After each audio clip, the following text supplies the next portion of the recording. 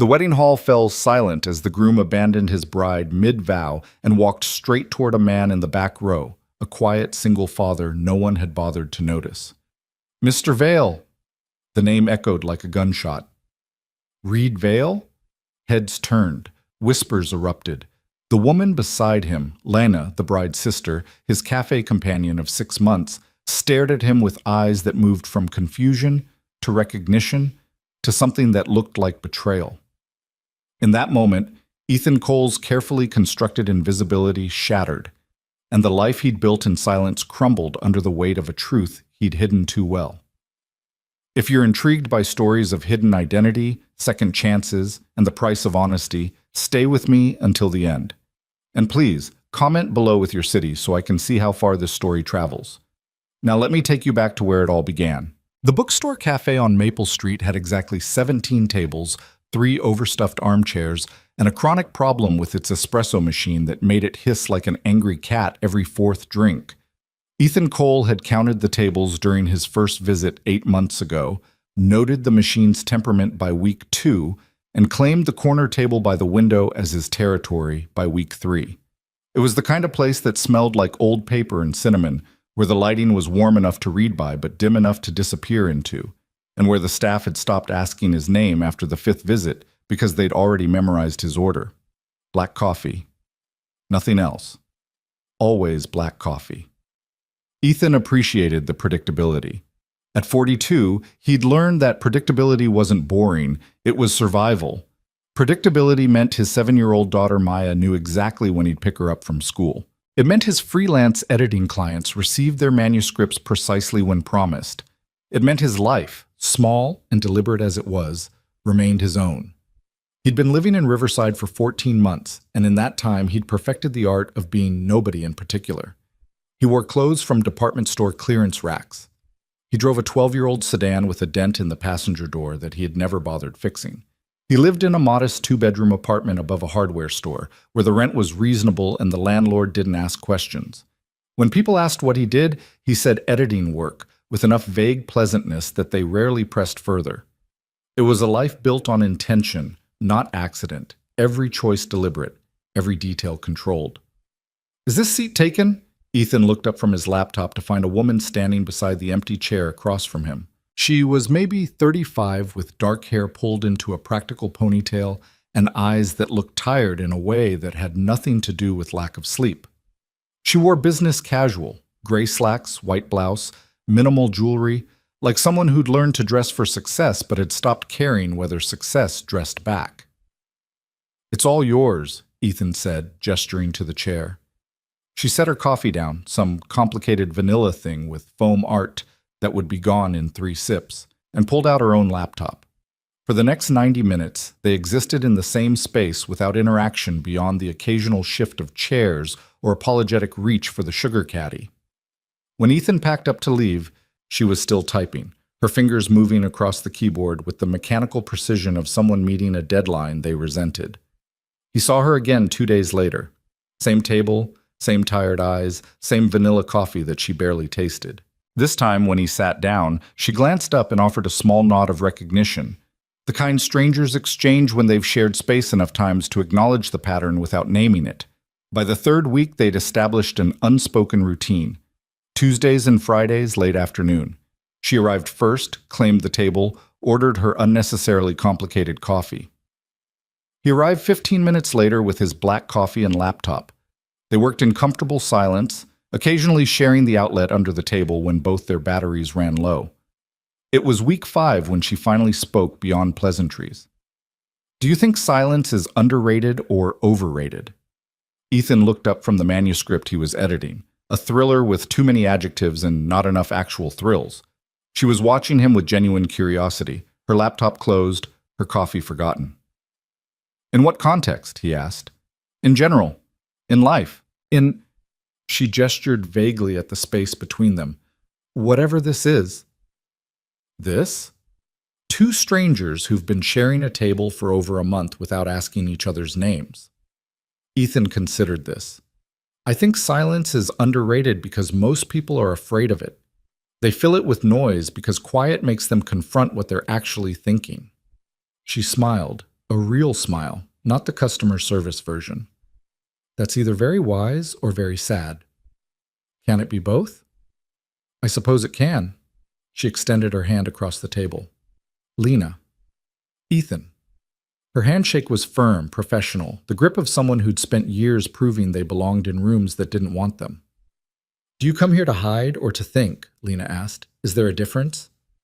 I think so. Hiding is passive. Thinking is active. Hiding is running away from something.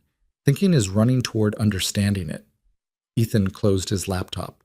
This conversation, unexpected as it was, felt more important than fixing another author's comma splices. What about you? Are you hiding or thinking? Lena looked down at her coffee, now cold and uninviting. I thought I was thinking, but lately I suspect I've just gotten very good at hiding in plain sight. From what? Expectations, family, the weight of other people's ambitions for my life. She laughed, but it was hollow. That sounds dramatic, doesn't it? It sounds honest. They talked until the cafe staff started stacking chairs on tables, the universal signal that closing time had arrived, whether customers were ready or not. They talked about nothing important. Favorite books?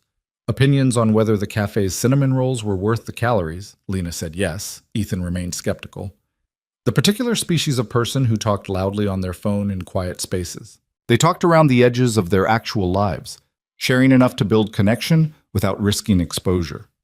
When they finally left, walking out into the cool autumn evening, Ethan realized he'd enjoyed the conversation more than he'd enjoyed any social interaction in over a year. There was something about Lena's particular brand of weariness that matched his own. Not depression, not resignation, but the specific exhaustion of people who'd chosen to step away from lives that demanded too much. Same time Friday? Lena asked as they paused on the sidewalk where their paths would diverge. I'll be here. She smiled and walked away, and Ethan stood there for a moment longer than necessary, watching her go and wondering what exactly he'd just agreed to. The next Friday, Lena arrived with her laptop but didn't open it. Instead, she had a book, a battered paperback copy of something literary and depressing that Ethan vaguely remembered being assigned in college. No work today? He asked as he settled into his usual chair. I decided to give myself permission to not be productive for one afternoon. She set the book on the table. Turns out giving yourself permission is harder than just doing the work. What do you do? For work, I mean. Corporate strategy consulting. I help companies figure out why they're failing and then watch them ignore my advice. She said it without bitterness, just factual observation. You? Freelance editing. I help writers figure out why their books aren't working and then fix what I can. Do they listen better than my clients? Sometimes, but usually only after I've proven I'm right. Lena laughed, and the sound was warm enough that the barista looked over from behind the counter, surprised. That's the problem with being right, isn't it? People resent you for it even when they need you to be. They fell into conversation as easily as they had the week before, trading observations about work and life with the kind of honesty that's only possible between people who owe each other nothing. Ethan told her about a manuscript he was editing where the detective solved crimes using interpretive dance. Lena told him about a CEO who'd hired her to fix his company culture but refused to acknowledge that he was the primary source of toxicity. Why do you stay? Ethan asked. If it's that frustrating? Lena was quiet for a long moment. Because walking away feels like admitting defeat. Because my family expects me to succeed at this particular version of success. Because... She stopped, shook her head. I don't know anymore. Inertia, maybe? It's easier to keep going than to stop and ask whether you're going in the right direction. Ethan understood that more than he wanted to admit. What about you? Lena asked.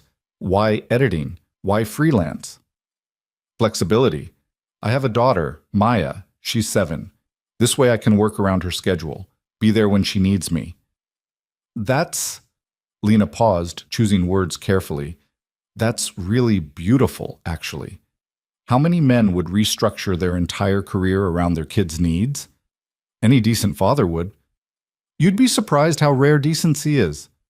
They talked until closing again, and when they parted on the sidewalk, Ethan noticed that Lena looked less tired than usual.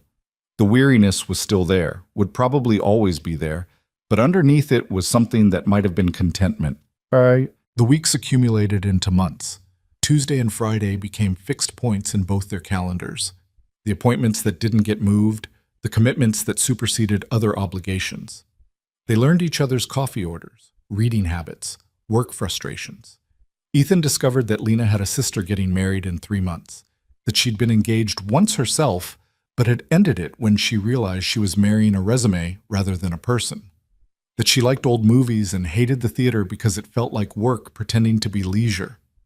Lena learned that Ethan's daughter loved dinosaurs and chapter books, that he'd been a single parent since Maya was 2, that he'd had a career before editing but didn't like talking about it. She learned to recognize when he was editing something he actually enjoyed versus when he was just paying bills. His posture changed, his coffee consumption decreased, sometimes he smiled at his screen. What they never exchanged were last names, specific addresses, or the kind of details that would make them findable outside the careful boundaries of this bookstore cafe. It was an unspoken agreement, this mutual anonymity.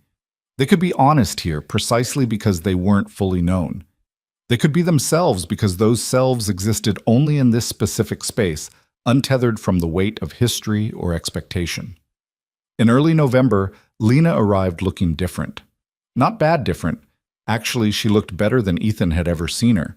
She wore a dark green dress instead of her usual business casual, and her hair was down, and she'd clearly made an effort that suggested this wasn't just another Friday afternoon of comfortable companionship. "Big meeting?" Ethan asked as she sat down. "Wedding dress fitting, for my sister." She said it like an apology. "How's that going?" "The dress is beautiful. The wedding is going to be spectacular. My sister is marrying exactly the kind of man my parents hoped she would. Successful, ambitious, from the right kind of family." Lena stirred her coffee unnecessarily. "I'm supposed to be happy about it." "But you're not." "I'm happy for her. I'm just—" She stopped, frustrated with her own inability to articulate what she felt. Do you ever feel like you're watching your life happen to someone who looks like you but isn't actually you? Ethan set down the manuscript he'd been only half reading. "Every day for about 3 years. What changed? I stopped watching. I made different choices." He didn't elaborate, and Lena didn't push. "The wedding is in February," Lena said after a long silence. "Valentine's Day weekend, because my sister has always been aggressively romantic. It's going to be 200 people, most of whom I barely know, all of them ready to ask me when I'm going to settle down and why I'm still single at my age. You don't owe them explanations." "I know, but try explaining that to my mother." Lena laughed, but there was no humor in it. "She's already started the campaign." "Lena, you can't come alone." "Lena, what will people think?" "Lena, I've invited the Richardsons and their son is recently divorced." Sounds miserable. It really does. Lena looked at him then, direct and unflinching. "Would you, and you can absolutely say no to this, would you consider coming with me? As a buffer? As, I don't know, moral support, someone who isn't going to spend the entire night trying to fix me?" Ethan should have said no. Every instinct honed over the past 14 months of careful invisibility screamed that this was exactly the kind of entanglement he'd moved to Riverside to avoid. Going to Lena's sister's wedding meant meeting her family. Meeting her family meant last names and questions and the potential unraveling of the comfortable anonymity they'd built. But Lena was looking at him with something that might have been hope, and Ethan had learned that hope was a fragile thing that deserved protection. "Okay," he heard himself say.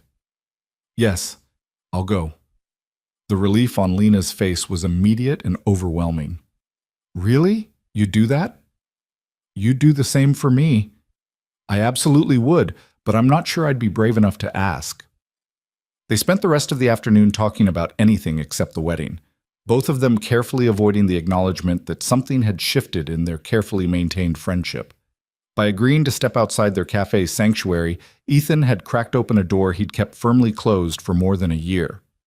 When he got home that night, Maya was at the kitchen table working on a school project about community helpers. She looked up as he walked in, her face smeared with marker and entirely too pleased with herself. "Daddy, what do you help the community with?" Ethan hung up his coat and joined her at the table. surveying the chaos of construction paper and glue sticks.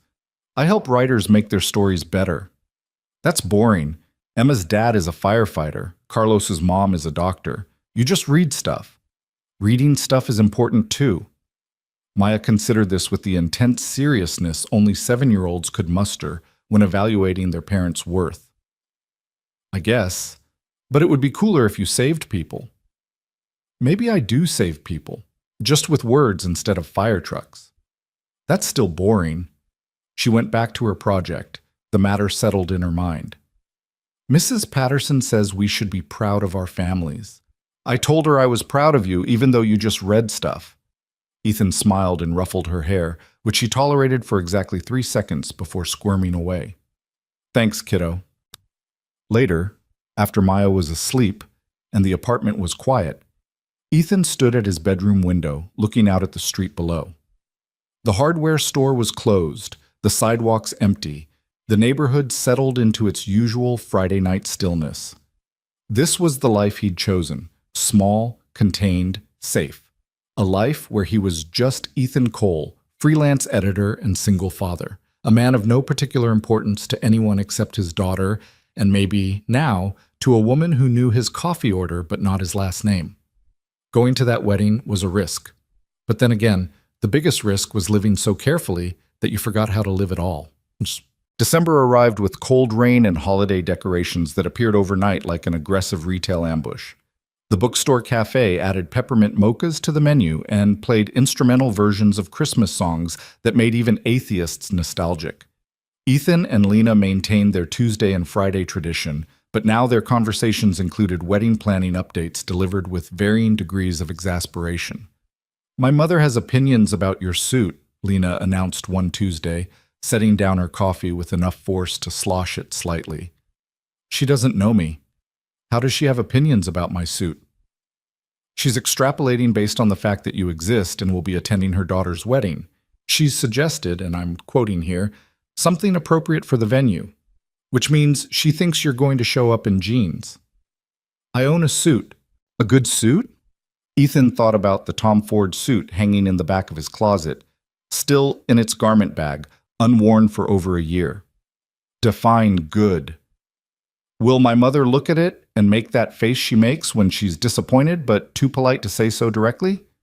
Probably not. Then it's fine. Wear whatever you want. Lena stopped, frustrated. I'm sorry. I shouldn't have asked you to do this. It's not fair to drag you into my family drama. Lena, I said yes. That means I'm choosing to be dragged. Still, you should know what you're getting into. My family they're complicated. They have expectations about success and status and who belongs in their world. My sister's fiancé is exactly what they wanted. Ivy League degree, family money, corner office before 30. She paused, searching for words. He's perfectly acceptable. You don't like him. I don't dislike him, I just don't know him. He's all polish and no depth. But my sister loves him, or loves the idea of him, which might be the same thing. What do they know about me? Ethan asked. That you're my friend, that you're coming as my +1, that you're... Lena hesitated, then committed to honesty. That you're a suitable buffer against their matchmaking efforts. So they think I'm your boyfriend. I didn't correct that assumption. No. Ethan should have asked more questions, should have established clearer boundaries about what this arrangement meant and what it didn't. But Lena looked so tired again, that bone-deep exhaustion of people who spent their lives managing other people's expectations, and Ethan recognized that exhaustion because he'd worn it himself for years. It's fine, he said. We'll survive one evening. One evening, a rehearsal dinner, and probably brunch the next day. My mother doesn't do anything by half measures. Then we'll survive one weekend. Lena reached across the table and squeezed his hand, brief and grateful. Thank you, really. The touch lasted maybe 3 seconds, but Ethan felt it the rest of the afternoon. The warmth of it, the trust in it, the way it suggested their friendship had become something more complicated than convenient companionship. January came, and with it the creeping awareness that the wedding was approaching with inevitable momentum. Lena seemed more stressed with each passing week, showing up to the cafe with tension in her shoulders and dark circles under her eyes that even good concealer couldn't quite hide.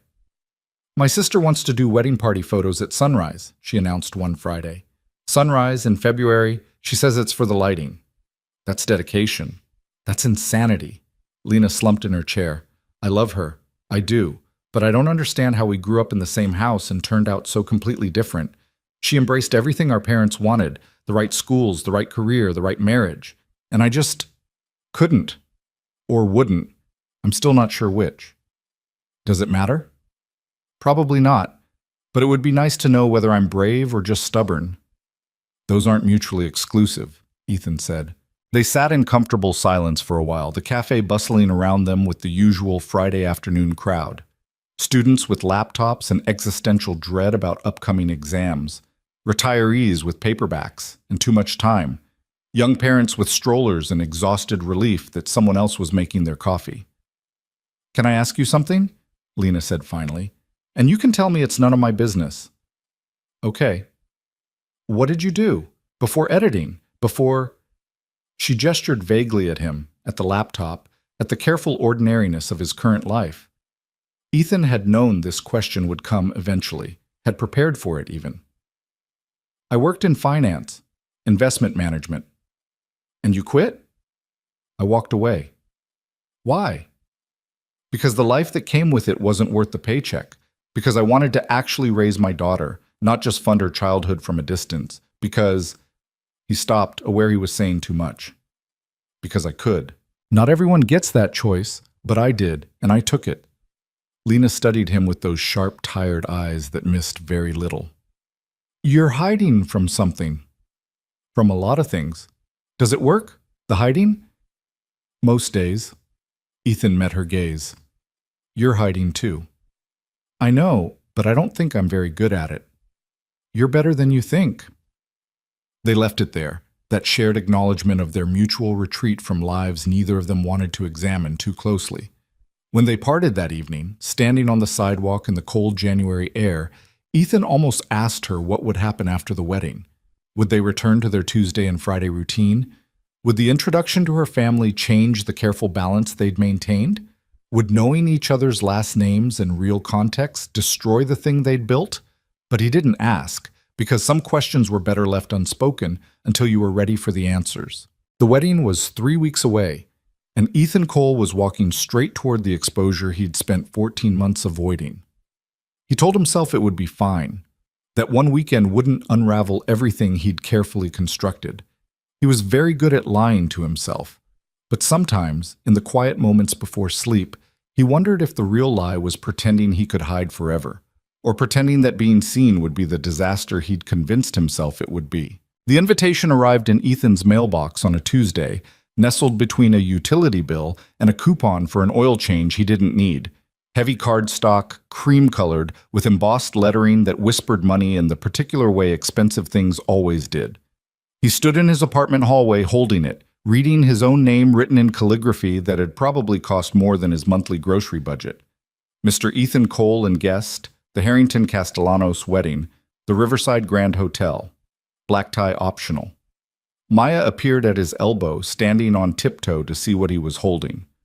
"Is that a fancy letter?" "It's a wedding invitation." "Whose wedding?" "A friend's sister." Maya wrinkled her nose in the way she did when evaluating whether something was worth her attention. "Do I have to go?" "No, kiddo. Just me." "Good. Weddings are boring. Emma went to one and said they made her sit still for 1,000,000 hours, and the only good part was cake. She lost interest immediately and wandered back to the living room where she'd been building an elaborate dinosaur habitat out of couch cushions and excessive optimism. Ethan stayed in the hallway, turning the invitation over in his hands. The Riverside Grand Hotel wasn't just nice. It was the kind of place that hosted governors and visiting dignitaries, that appeared in lifestyle magazines with headlines about luxury and elegance, the kind of place that did background checks on valets. He pulled out his phone and texted Lena. "Got the invitation, the Riverside Grand?" Her reply came 30 seconds later. "I know, I'm sorry. My mother insisted on making a statement." What kind of statement requires a hotel that charges $50 for parking? The kind that says the Harrington family has arrived and everyone should be very impressed. Ethan smiled despite himself. Are you impressed? I'm exhausted. There's a difference. That Friday at the cafe, Lena looked worse than he'd ever seen her. Not physically unwell, but worn down in a way that suggested she'd been fighting battles on multiple fronts and losing most of them. My mother wants to meet you, she said without preamble, setting down her coffee with hands that weren't quite steady. Okay. No, you don't understand. She doesn't just want to meet you. She wants to vet you. She's already asked me what you do, where you went to school, what your family background is. I gave her the basics, editing, freelance, single father, and she made this sound. This very specific sound that means she's disappointed but will attempt to be gracious about it. I've survived worse than maternal disappointment. Have you? Have you really? Lena pressed her fingers against her temples. Because my mother has made an art form out of polite devastation. She won't say anything directly mean. She'll just ask very pointed questions about your prospects and your 5-year plan, and whether you think stability is important in a relationship, all while smiling like she's doing you a favor by acknowledging your existence. Ethan reached across the table and gently pulled Lena's hands away from her face. Look at me. She did, reluctant. I agreed to go to this wedding. That means I'm agreeing to whatever comes with it. Your mother's questions, your family's judgment, all of it. You don't have to protect me from them. But I want to, Lena said quietly. This has been the only place where I haven't had to perform, where I could just exist without justifying my existence. And now I'm dragging you into the exact environment I come here to escape from. Then we'll escape from it together. We'll survive the weekend, smile for the photos, and then we'll come back here and drink overpriced coffee and complain about it for weeks. Lena laughed, watery but genuine. You make it sound simple. It is simple. It's just not easy. The pre-wedding dinner was scheduled for the Friday before Valentine's Day at a restaurant that didn't list prices on its menu because if you had to ask, you couldn't afford to be there. Lena had warned him it would be family only, her parents, her sister, and the groom, both sets of grandparents if they were feeling well enough, and various aunts and uncles who'd flown in for the occasion. You don't have to come to this one, Lena had said. The invitation was just for the wedding itself. But Ethan had heard the hope underneath her words, the unspoken plea for a friendly face in a room full of expectations, so he'd said yes to this too. He stood in front of his closet the night before, looking at the Tom Ford suit he hadn't touched in 14 months. Charcoal gray, perfectly tailored, the kind of suit that announced you belonged in boardrooms and first-class lounges. He'd bought it for a shareholder meeting that felt like a lifetime ago, back when Reed Vale's wardrobe budget exceeded most people's annual salaries. Maya wandered into his room, already in her pajamas, her hair wet from the bath. Why are you staring at clothes? Trying to decide what to wear tomorrow. That one's nice. She pointed at the Tom Ford. It looks expensive. How do you know what expensive looks like? Emma's dad wears suits like that. He works at a bank, and Emma says he's very important. She said it with the absolute conviction of second-grade social hierarchy. Are you important? Ethan pulled the suit out and laid it on the bed. Not anymore. Were you important before? Some people thought so. But not you? He looked down at his daughter, this small person who'd changed everything about his life in ways he was still discovering. I think being a good dad is more important than being important. Maya considered this with her characteristic seriousness. That doesn't make sense, but okay. She hugged him quickly, fierce and brief, then disappeared to her room to read in bed past her bedtime like she did every night when she thought he wasn't paying attention. The next evening, Ethan dropped Maya at his neighbor's apartment, Mrs. Chen, a retired teacher who'd appointed herself as their unofficial grandmother and who always had fresh cookies and infinite patience. Then he drove across town to Lena's address, which she'd finally given him that morning via text, along with the message, "Warning, my apartment is very boring." She lived in a modern building downtown, all glass and steel and aggressive minimalism. The kind of place that looked impressive but felt empty, designed for people who were too busy to actually live in their homes.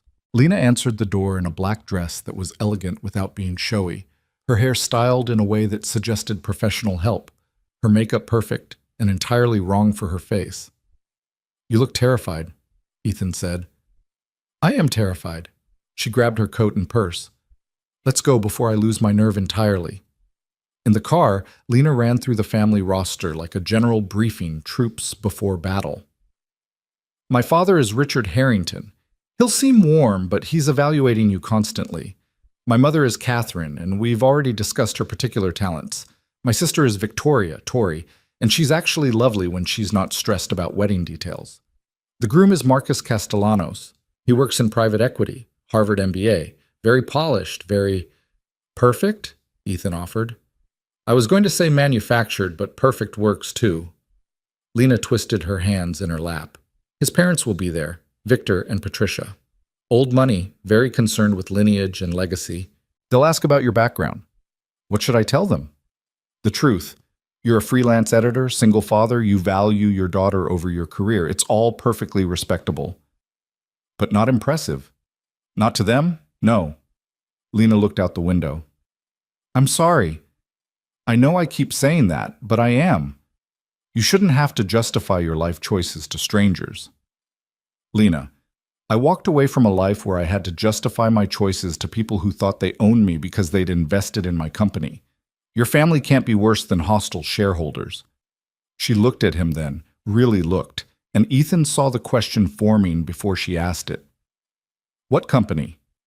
He'd known this was coming, had prepared for it, but actually saying it out loud felt like stepping off a cliff. It doesn't matter. That's not who I am anymore.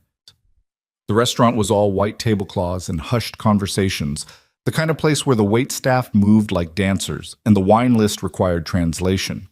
The Harrington family had claimed a private room in the back, and Ethan could hear the laughter before they even reached the door, the particular sound of wealthy people enjoying themselves, confident and careless. Lena grabbed his hand just before they walked in. Her palm was cold, her grip tight enough to hurt. Last chance to run. We're doing this together, remember?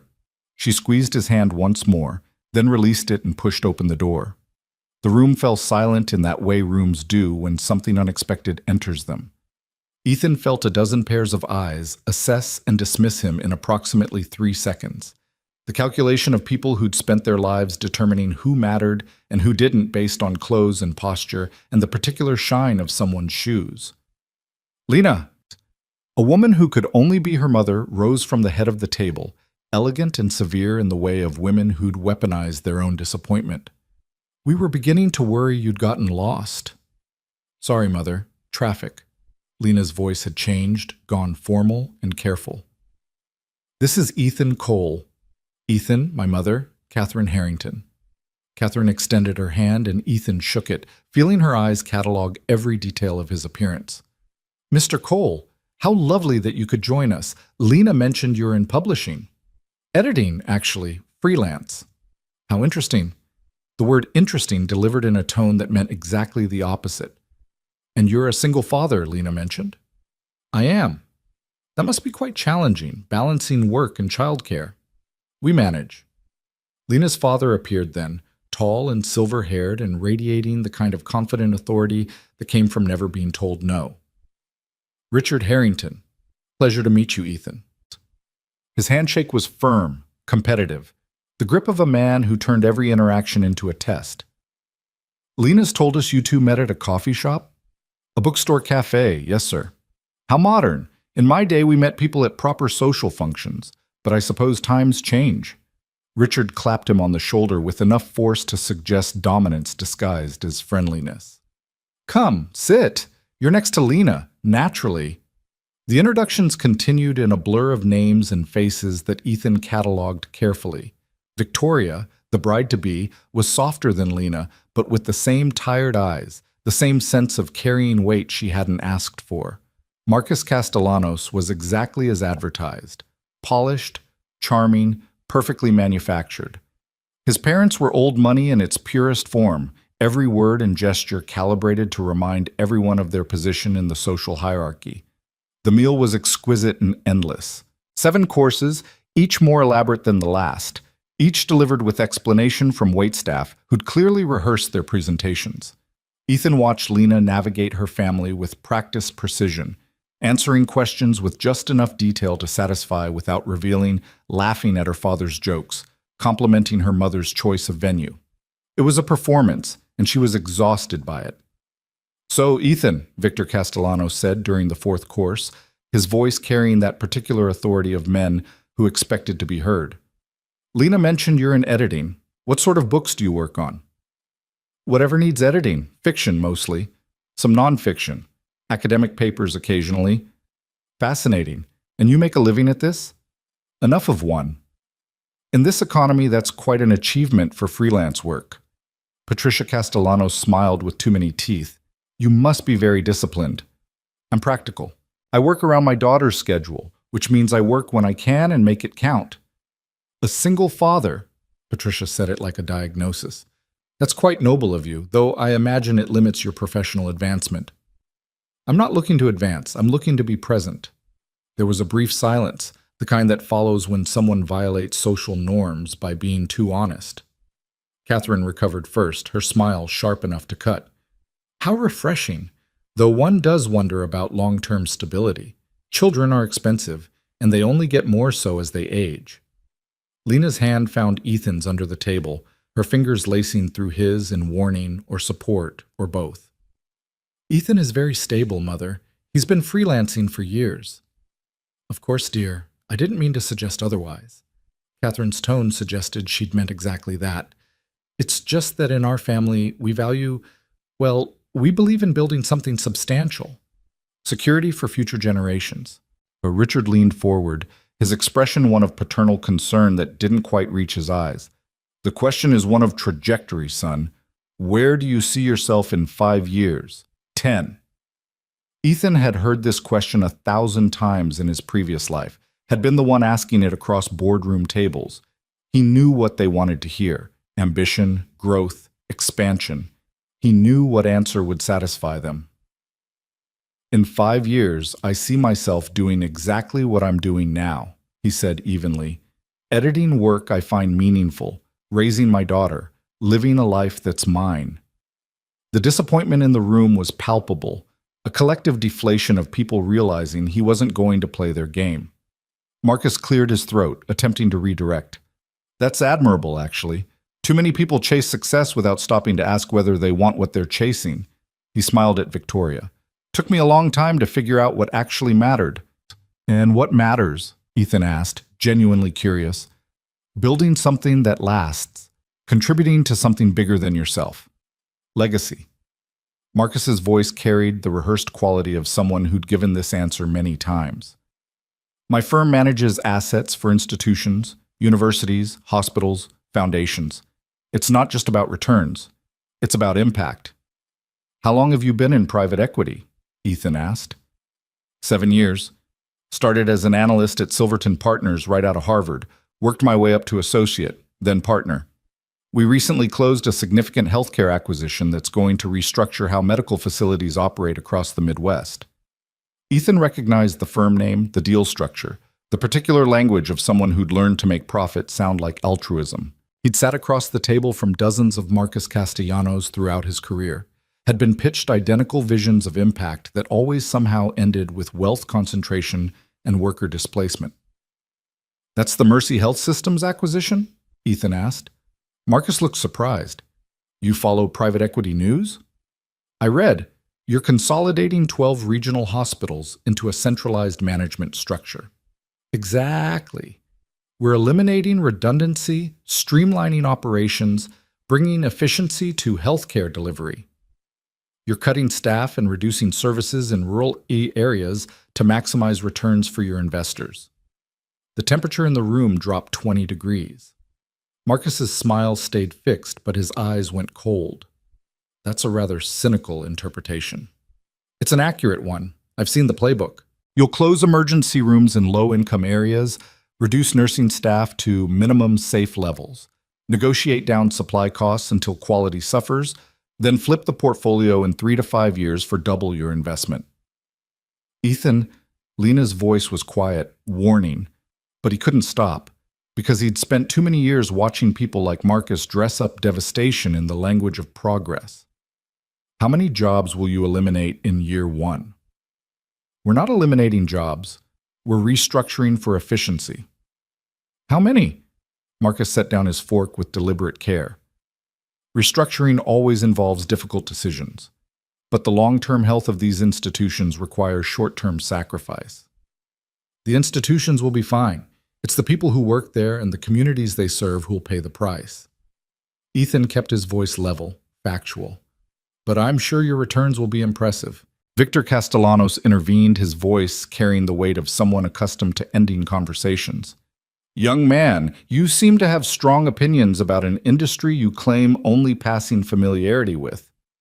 I have strong opinions about the human cost of financial engineering. How quaint. Patricia's smile was venomous. Though perhaps if you'd been more successful in your own career, you'd understand that progress requires uncomfortable choices. The insult hung in the air, elegant and devastating. Ethan felt Lena tense beside him, felt her preparing to defend him, and he squeezed her hand to stop her because he didn't need defending, and this wasn't her battle. You're absolutely right, he said quietly. I made choices that prioritize different values. I'm comfortable with those choices. Catherine seized the moment to redirect the conversation towards safer territory, wedding details, seating charts, the weather forecast for Valentine's Day weekend. The rest of the dinner passed in polite tension, everyone carefully avoiding topics that might lead back to uncomfortable honesty. When they finally escaped to the parking lot, Lena turned to him with eyes that were furious and grateful and exhausted all at once. That was either incredibly brave or incredibly stupid. Probably both. You didn't have to defend your choices to them. You don't owe them anything. I know, but I wasn't going to let them pretend that what Marcus does is noble when it's just predatory capitalism in expensive suits. Lena laughed, slightly hysterical. My mother is going to call me tomorrow and suggest very strongly that I reconsider my choice of companion. Will you? No. She said it with absolute certainty. You were the only real person in that room. Everyone else was performing, including me. You just existed. Honestly, it was terrifying and wonderful. They stood in the cold February night, breath visible in the air between them, and Ethan realized that something fundamental had shifted. They weren't just cafe companions anymore, weren't just two people hiding in the same comfortable space. They'd stepped into each other's actual lives, messy and complicated as those lives were.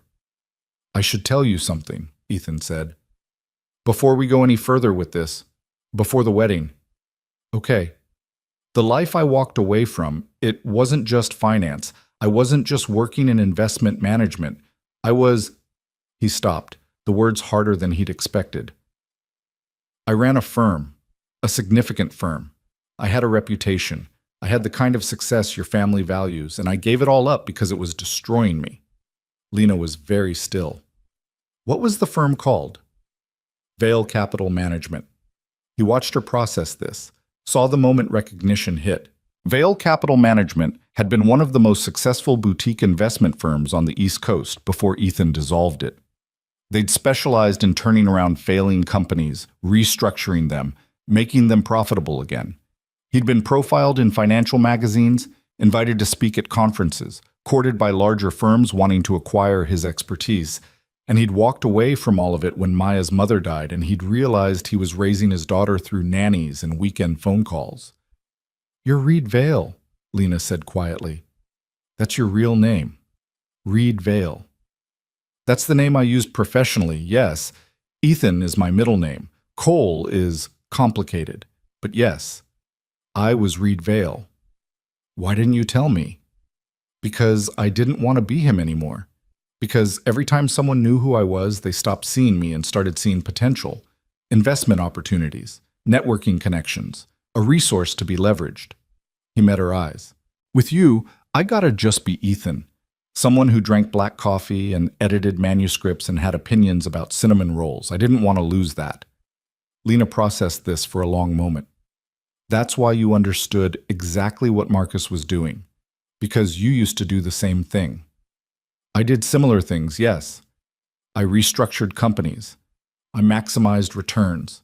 I told myself it was about saving businesses, but mostly it was about making money for people who already had too much of it. The admission tasted like failure.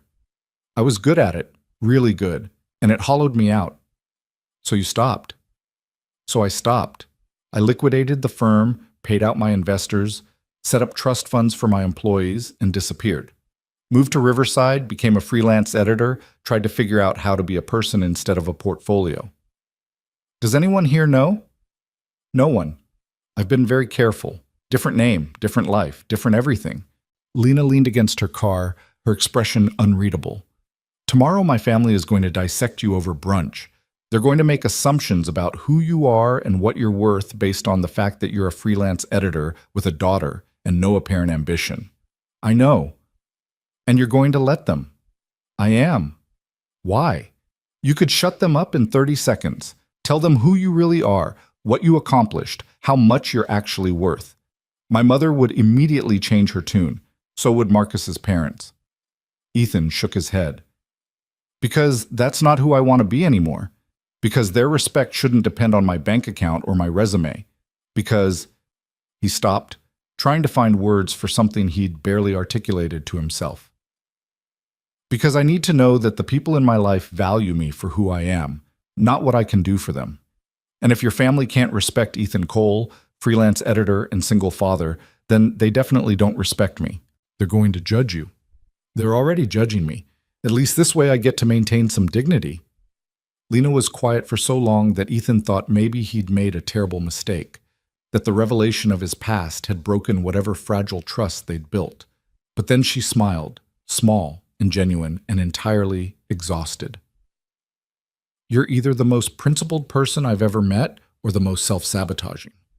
Can it be both? With you, it probably is. She pushed off from the car. For what it's worth, I prefer Ethan Cole to Reed Vale, the person who brings his daughter to bookstores instead of the person who restructures companies for profit. Even though one of them would be more impressive to your family? Especially because of that.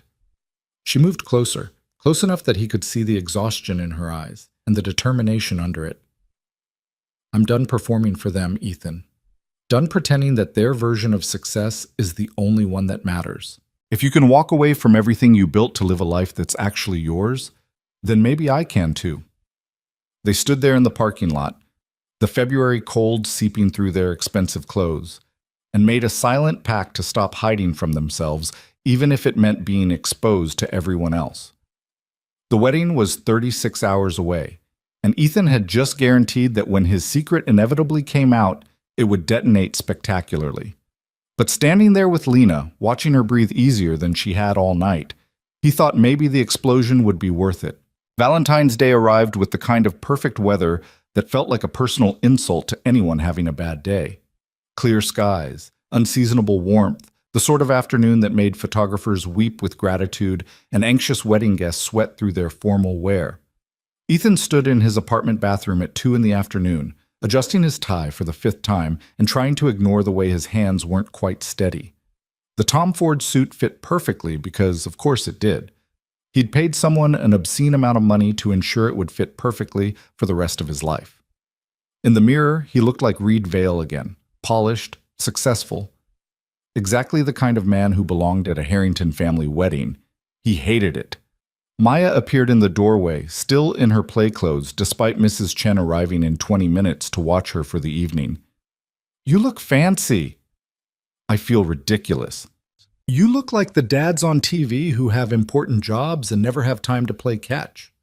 She tilted her head, evaluating him with the brutal honesty of 7-year-olds everywhere. Are you going to become one of those dads? Never.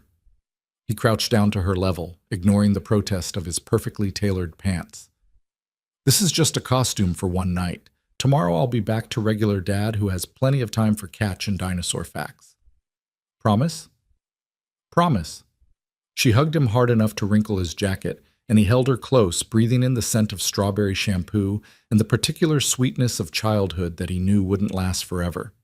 This was why he'd walked away from Reed Vale. This exact moment, this exact person, this love that mattered more than any deal he'd ever closed. The drive to the Riverside Grand Hotel took 15 minutes, but felt like hours. Ethan's mind ran through scenarios, calculating risks the way he used to calculate investment portfolios. Best case. He survived the weekend anonymously, Lena's family continued to dismiss him as suitable but unimpressive, and life returned to normal on Monday. Worst case, someone recognized him. His carefully constructed invisibility shattered, and he had to explain to Maya why strangers suddenly cared about her boring dad who just read stuff. The hotel was even more impressive in person than in photographs. Old money architecture meets new money excess, all marble columns and crystal chandeliers, and the kind of understated luxury that costs more than most people's houses. Valets in crisp uniforms directed traffic with choreographed precision. Guests in designer formal wear swept through the entrance like they were attending a movie premiere rather than a wedding. Ethan found Lena in the hotel lobby, pacing near a potted palm tree and looking like she might bolt for the exit any second. She wore a deep blue dress that should have been elegant but somehow made her look fragile instead, like she was playing dress-up in someone else's life. "You came," she said when she saw him, and the relief in her voice was almost painful. "Did you think I wouldn't?" "I thought you might have regained your sanity sometime between last night and now." She attempted a smile that didn't quite land. "My mother cornered me at breakfast this morning. She wanted to discuss your limited prospects and whether I was making appropriate choices for my future." "What did you tell her?" "That my choices were my own and she could focus on Victoria's wedding instead of my love life." Lena twisted her hands together. She responded by reminding me that I'm 35 and my window for advantageous matches is closing. Advantageous matches, like you're a chess piece. In her world, that's exactly what I am, what we all are. Strategic assets to be deployed for family advancement. She looked up at him, and her eyes were bright with unshed tears she'd never let fall. "I'm so tired, Ethan. Tired of being evaluated and found wanting. Tired of pretending that I want the things I'm supposed to want." He wanted to tell her to leave, to walk away from this wedding and this family and these expectations that were slowly crushing her. But he understood that walking away wasn't always simple, that sometimes you had to face the thing you were running from before you could truly be free of it. "Then don't pretend," he said quietly. "Not today. Not with me here. Let them see who you actually are. They won't like it. Then they won't like it. But at least you'll be honest." Before Lena could respond, a hotel coordinator appeared with a clipboard and an expression of professional urgency. "Miss Harrington, they're ready for family photos in the rose garden. Your mother asked me to find you." Lena took a deep breath, straightened her shoulders, and transformed back into the polished, controlled version of herself that her family required. "Of course. Ethan, the ceremony starts at 4. I'll meet you inside." He watched her follow the coordinator toward the garden, her posture perfect and her stride confident, every inch of her screaming competence and composure. Only he knew that inside she was fracturing. The next hour passed in a blur of elegant chaos. Guests arrived in waves, each more impressive than the last. Ethan recognized faces from business news, society pages, political fundraisers, the kind of people who named buildings after themselves and expected gratitude for it. He'd spent years in rooms with people exactly like this, had been one of them, and he'd forgotten how exhausting it was to breathe air this rarefied.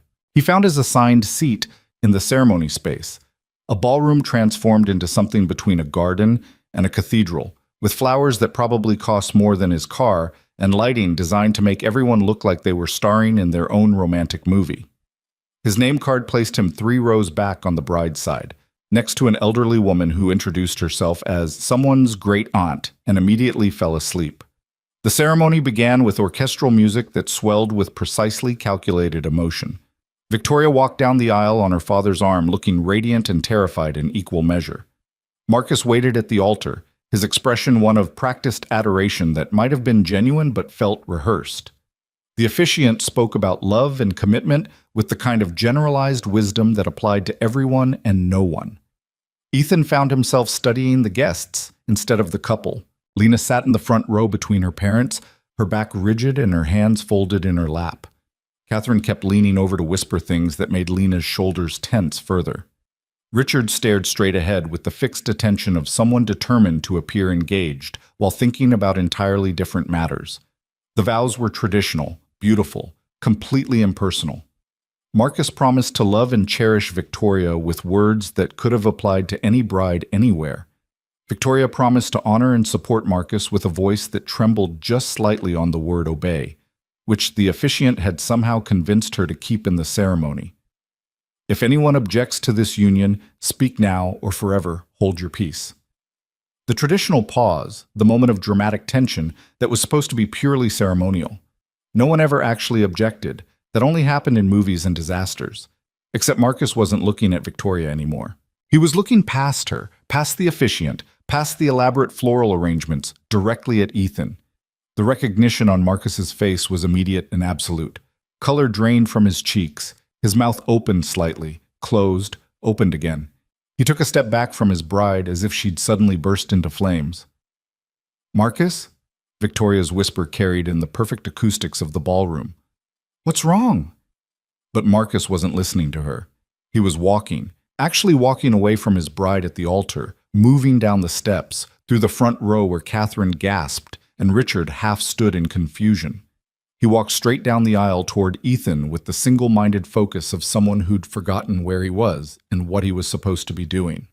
The room erupted in whispers that grew to murmurs that grew to outright conversation. 200 guests watching in real time as a groom abandoned his wedding ceremony to approach a man no one particularly cared about. Marcus stopped directly in front of Ethan's row. "Mr. Vale?" The name hung in the air like a grenade with the pin pulled.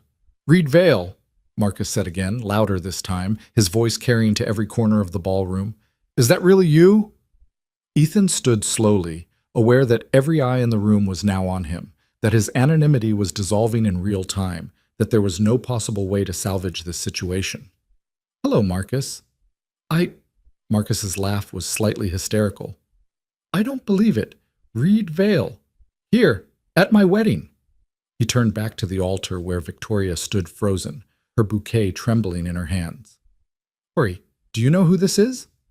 Victoria shook her head, mute with confusion and growing horror.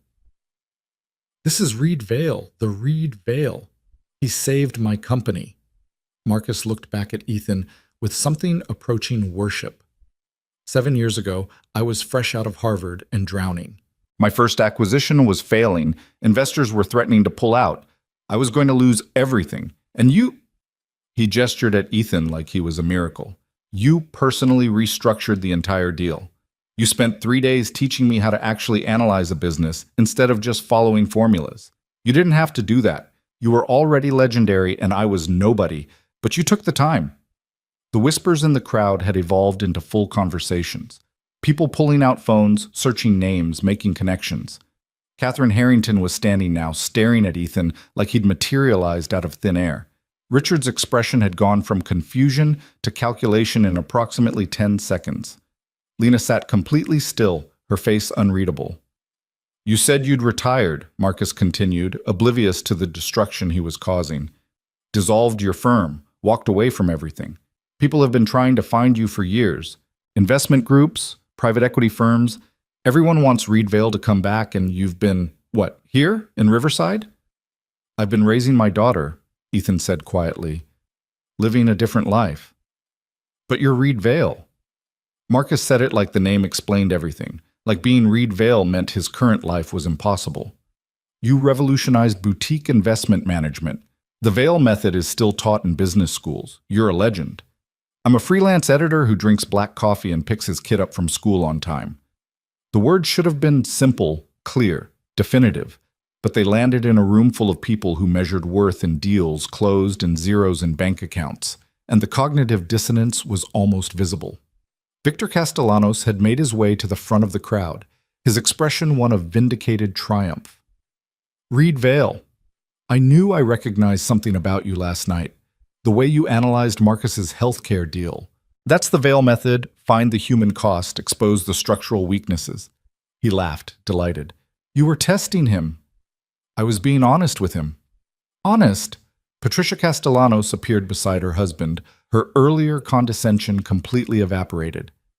"Mr. Vale, if we'd known who you were last night, the entire conversation would have been different."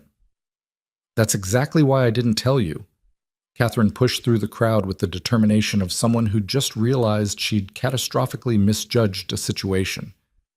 "Mr. Vale, Reed.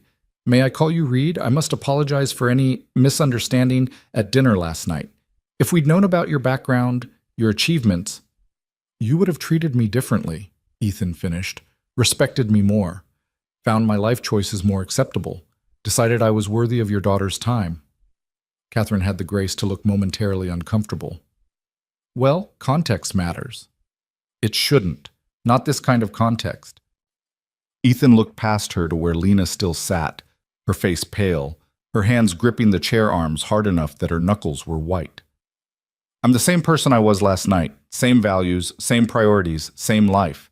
The only thing that's changed is what you know about my bank account. But you're Reed Vale, Richard said, as if this explained everything. You're not some struggling freelancer. You're exactly what I told you I was. A single father who values his daughter over his career. The fact that I used to have a different career doesn't change that. Victoria's voice cut through the chaos, sharp with hurt and confusion. Could someone please explain what's happening? Marcus, you left me at the altar to talk to a guest I've never met? Marcus turned back to his bride, seeming to remember suddenly that he was in the middle of getting married. Tori, I'm sorry, this is Reed Vale. Do you understand what that means? I understand that you walked away from me during our wedding ceremony. I understand that right now I'm standing here in front of everyone we know looking like a fool. Her voice cracked. I understand that apparently some investor I've never heard of is more important than our vows. The guilt that washed over Marcus's face was genuine and devastating. You're right. I'm sorry. I was shocked. I never thought I'd see him again. And that was worth humiliating me? Ethan took a step back, trying to remove himself from the center of this disaster, but the crowd had formed around him like a wall. People were still on their phones, still whispering, still pointing. He could feel the weight of their attention, their calculation, their sudden reassessment of his worth. This was exactly what he'd feared, exactly why he'd hidden.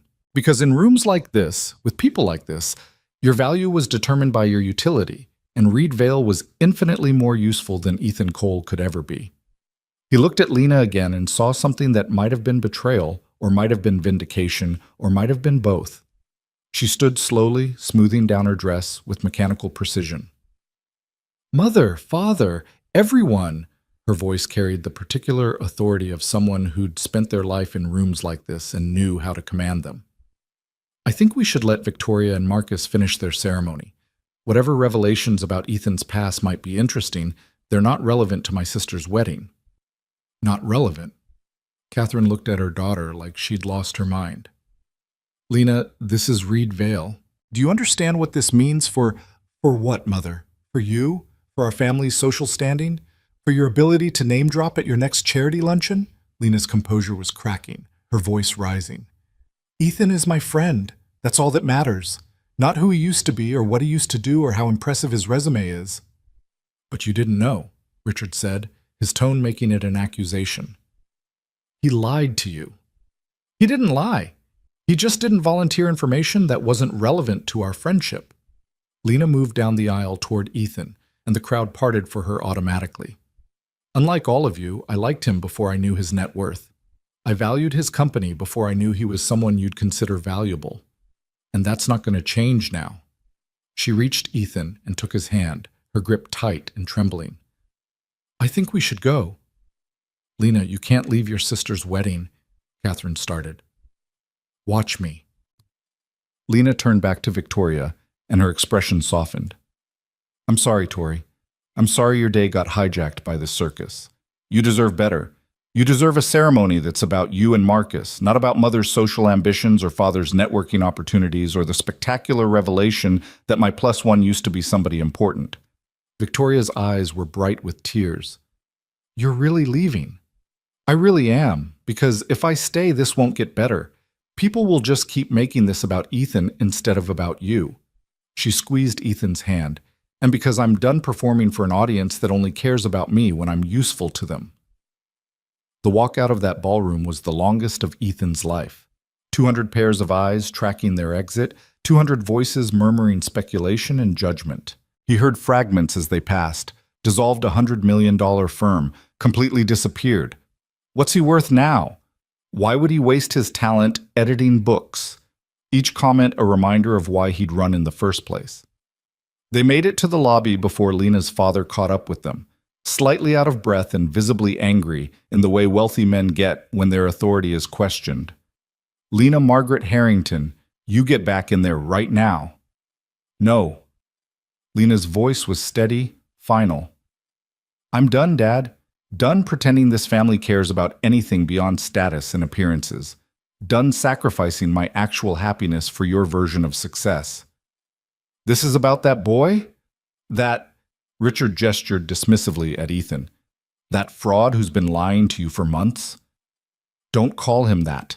Lena's voice went cold. Ethan has been more honest with me in 6 months than any of you have been in my entire life. He told me exactly who he was. A father who prioritized his daughter over his career. The fact that his career used to be impressive doesn't change that truth. He deceived you, deceived all of us. No, Dad, you deceived yourself. You assumed that because Ethan was a freelance editor, he must be struggling and unambitious and not worth your respect. You made that judgment based on class and status and all the shallow metrics you've taught me to value my entire life. She took a shaky breath. And I'm done valuing them. I'm done measuring my worth by your standards. I'm done pretending that success looks like you think it should. Richard's expression cycled through anger to disbelief to something that might have been hurt. Everything your mother and I did, we did for you and Victoria. To give you opportunities, security. You gave us expectations, Lena interrupted, and then you made us feel like failures when we couldn't live up to them. Victoria found someone who checked all your boxes, and look how you're all treating her wedding, like a networking event instead of a celebration of her love. That's not fair, Lena. Isn't it? When was the last time you asked me if I was happy instead of asking me about my quarterly revenue? When was the last time you cared about who I was instead of who I could be useful to? The question hung between them, unanswerable because they both knew what the answer was.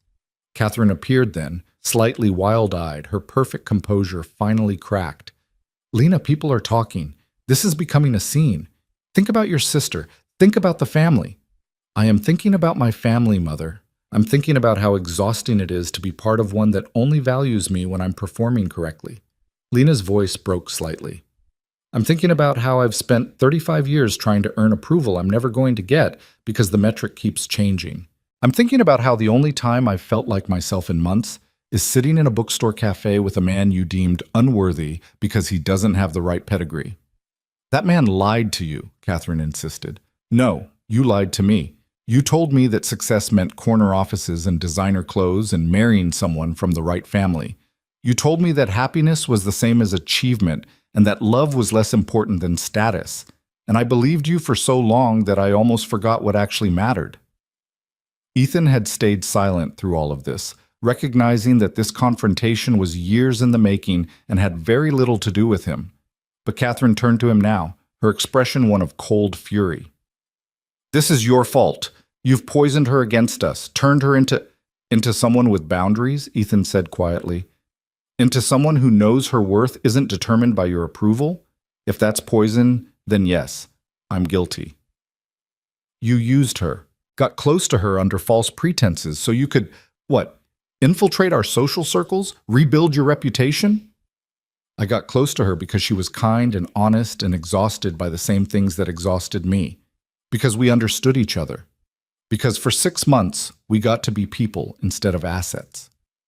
He looked at Richard and Catherine, at their perfectly maintained facades cracking under the weight of a reality they couldn't control. I don't want anything from you. Not your connections, not your approval, not your social standing. I just want to live a quiet life with my daughter, and maybe, if she'll still have me, spend Tuesday and Friday afternoons with your daughter in a bookstore cafe where none of this other stuff matters. She deserves better than a has-been hiding from his own success, Richard said. She deserves someone who sees her as a person instead of a reflection of family ambition, Ethan countered. And if you can't see the difference, then that's exactly the problem. They stood in the hotel lobby, 4 people at an impasse, while somewhere in the ballroom Victoria's wedding ceremony either continued or collapsed entirely.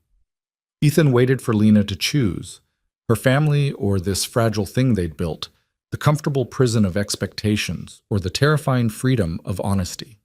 Lena looked at her parents for a long moment, and something in her expression shifted from conflict to clarity.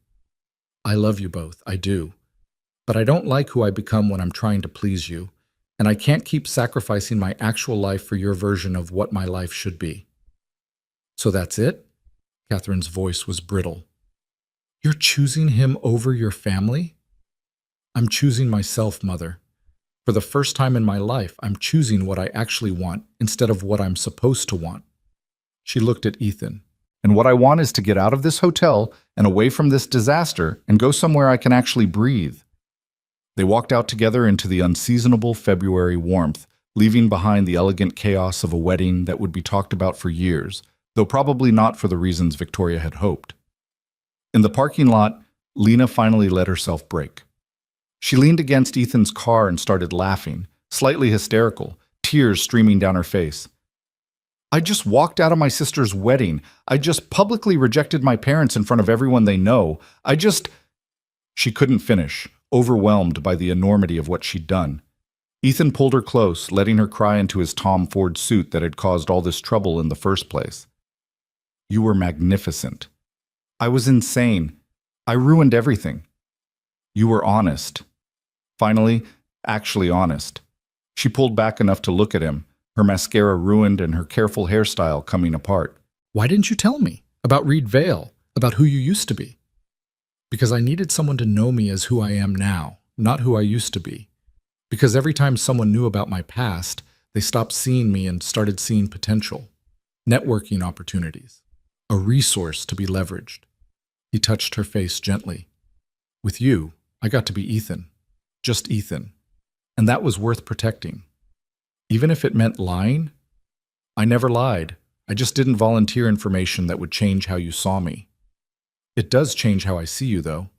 She said it sadly, like an admission of failure. I can't unknown it now. Can't go back to seeing you as just the guy who drinks black coffee and edits manuscripts. Then see me as both, Ethan said. See me as someone who used to be Reed Vale and chose to become Ethan Cole. See me as someone who had everything your parents value and decided it wasn't worth keeping. See me as... He stopped, trying to find the right words. See me as someone who's terrified you'll only want the successful version instead of the real one. Lena was quiet for a long moment, her eyes searching his face. The real one is the one who chose his daughter over his career. The real one is the one who spent 6 months having coffee with me without once trying to impress me or use me or turn our friendship into a transaction. She smiled, watery and genuine. Reed Vale is impressive, but Ethan Cole is good, and I think I prefer good. Somewhere in the hotel behind them, a wedding was happening or not happening, and Lena's family was either scandalized or outraged or both. Tomorrow there would be consequences, conversations, recriminations. But standing in the parking lot in the late afternoon sun, Ethan and Lena had chosen honesty over performance, and that felt like revolution. They ended up at a diner 3 miles from the hotel, the kind of place with cracked vinyl booths and a laminated menu that hadn't changed since 1987. Lena still wore her expensive blue dress and ruined makeup. Ethan still wore his Tom Ford suit that now felt like a costume he couldn't wait to take off. The teenage waitress who took their order didn't blink at their formal attire, just asked if they wanted coffee and brought 2 cups without waiting for an answer. My phone won't stop buzzing, Lena said, staring at the device on the table between them like it might explode. 17 missed calls from her mother, 12 from her father, 6 from Victoria, and a growing collection of text messages that Lena refused to open. You don't have to answer. I know, but ignoring them feels like, I don't know, cowardice? Like I made this dramatic exit and now I'm hiding from the consequences. Sometimes hiding from consequences is called self-preservation. Lena smiled, but it was fragile. Is that what you've been doing, preserving yourself? Trying to, not always successfully. Ethan wrapped his hands around the coffee cup, grateful for something to hold. After Maya's mother died, I spent 6 months trying to do everything. Run the firm, be a present father, maintain the life I'd built. And I was failing at all of it. Failing my daughter most of all. What happened to her mother? If you don't mind me asking. Car accident, drunk driver ran a red light. She died instantly. The words still hurt even 2 years later, even though he and Sarah had been divorced for a year before the accident. We weren't together anymore. Hadn't been for a while. But she was still Maya's mother, still someone I'd loved once, and suddenly she was just gone. I'm so sorry. The worst part was watching Maya try to process it. She was 5 years old and her mother disappeared from her life overnight. And I was so busy trying to keep the firm running that I barely noticed how much she was struggling. Her teacher called me one day because Maya had stopped talking at school, just completely silent for 3 weeks, and I hadn't even noticed because I'd been too focused on a merger that didn't matter. Lena reached across the table and took his hand, her fingers warm against his. That's when I realized I had to choose, Ethan continued. I couldn't be Reed Vale and be the father Maya needed. So I picked the one that mattered, liquidated the firm, paid everyone out, disappeared, moved here, changed my name back to the one my mother gave me before I rebranded myself for business, and started over. Do you regret it? Never. Not once. Maya talks now. She laughs. She builds dinosaur habitats out of couch cushions and asks impossible questions about the universe. She knows I'll pick her up from school on time, every time. She knows I'm hers. He met Lena's eyes. That's worth more than any deal I ever closed. Your parents must have been proud. Of Reed Vale, I mean, before you walked away. My father died when I was 12. Heart attack. Left my mother with nothing but debt and broken promises. She worked 3 jobs to keep our apartment, to keep me in school. Ethan's voice went quiet. She never saw me succeed. Died of cancer my 2nd year of college. I built Reed Vale partly for her, to prove that her sacrifices weren't wasted. But she never knew. Ethan, it's okay. It was a long time ago. But it's part of why I understood what success was supposed to look like. Why I chased it so hard. I thought if I made enough money, achieved enough, it would somehow retroactively make her struggle worthwhile. He laughed, bitter. Took me 15 years to realize that what would have made her happiest was me being a good father to her granddaughter, not me being rich. Lena was quiet for a long moment, processing. My parents are still alive and I barely know them. I know their expectations, their disappointments, their version of who I should be, but I don't know what they actually think about anything real. We've spent so many years performing for each other that I'm not sure there's anything authentic left. It's not too late to change that, isn't it? You saw what just happened. I told them the truth, and they couldn't hear it. All they could focus on was that you'd been Reed Vale all along, like that somehow vindicated their worldview. What did you want them to focus on? That you were kind to me when you had no reason to be. That you listened when I talked about being tired and didn't try to fix me or manage me or turn my exhaustion into a networking opportunity. She looked down at their joined hands. That you saw me as a person instead of a strategic asset.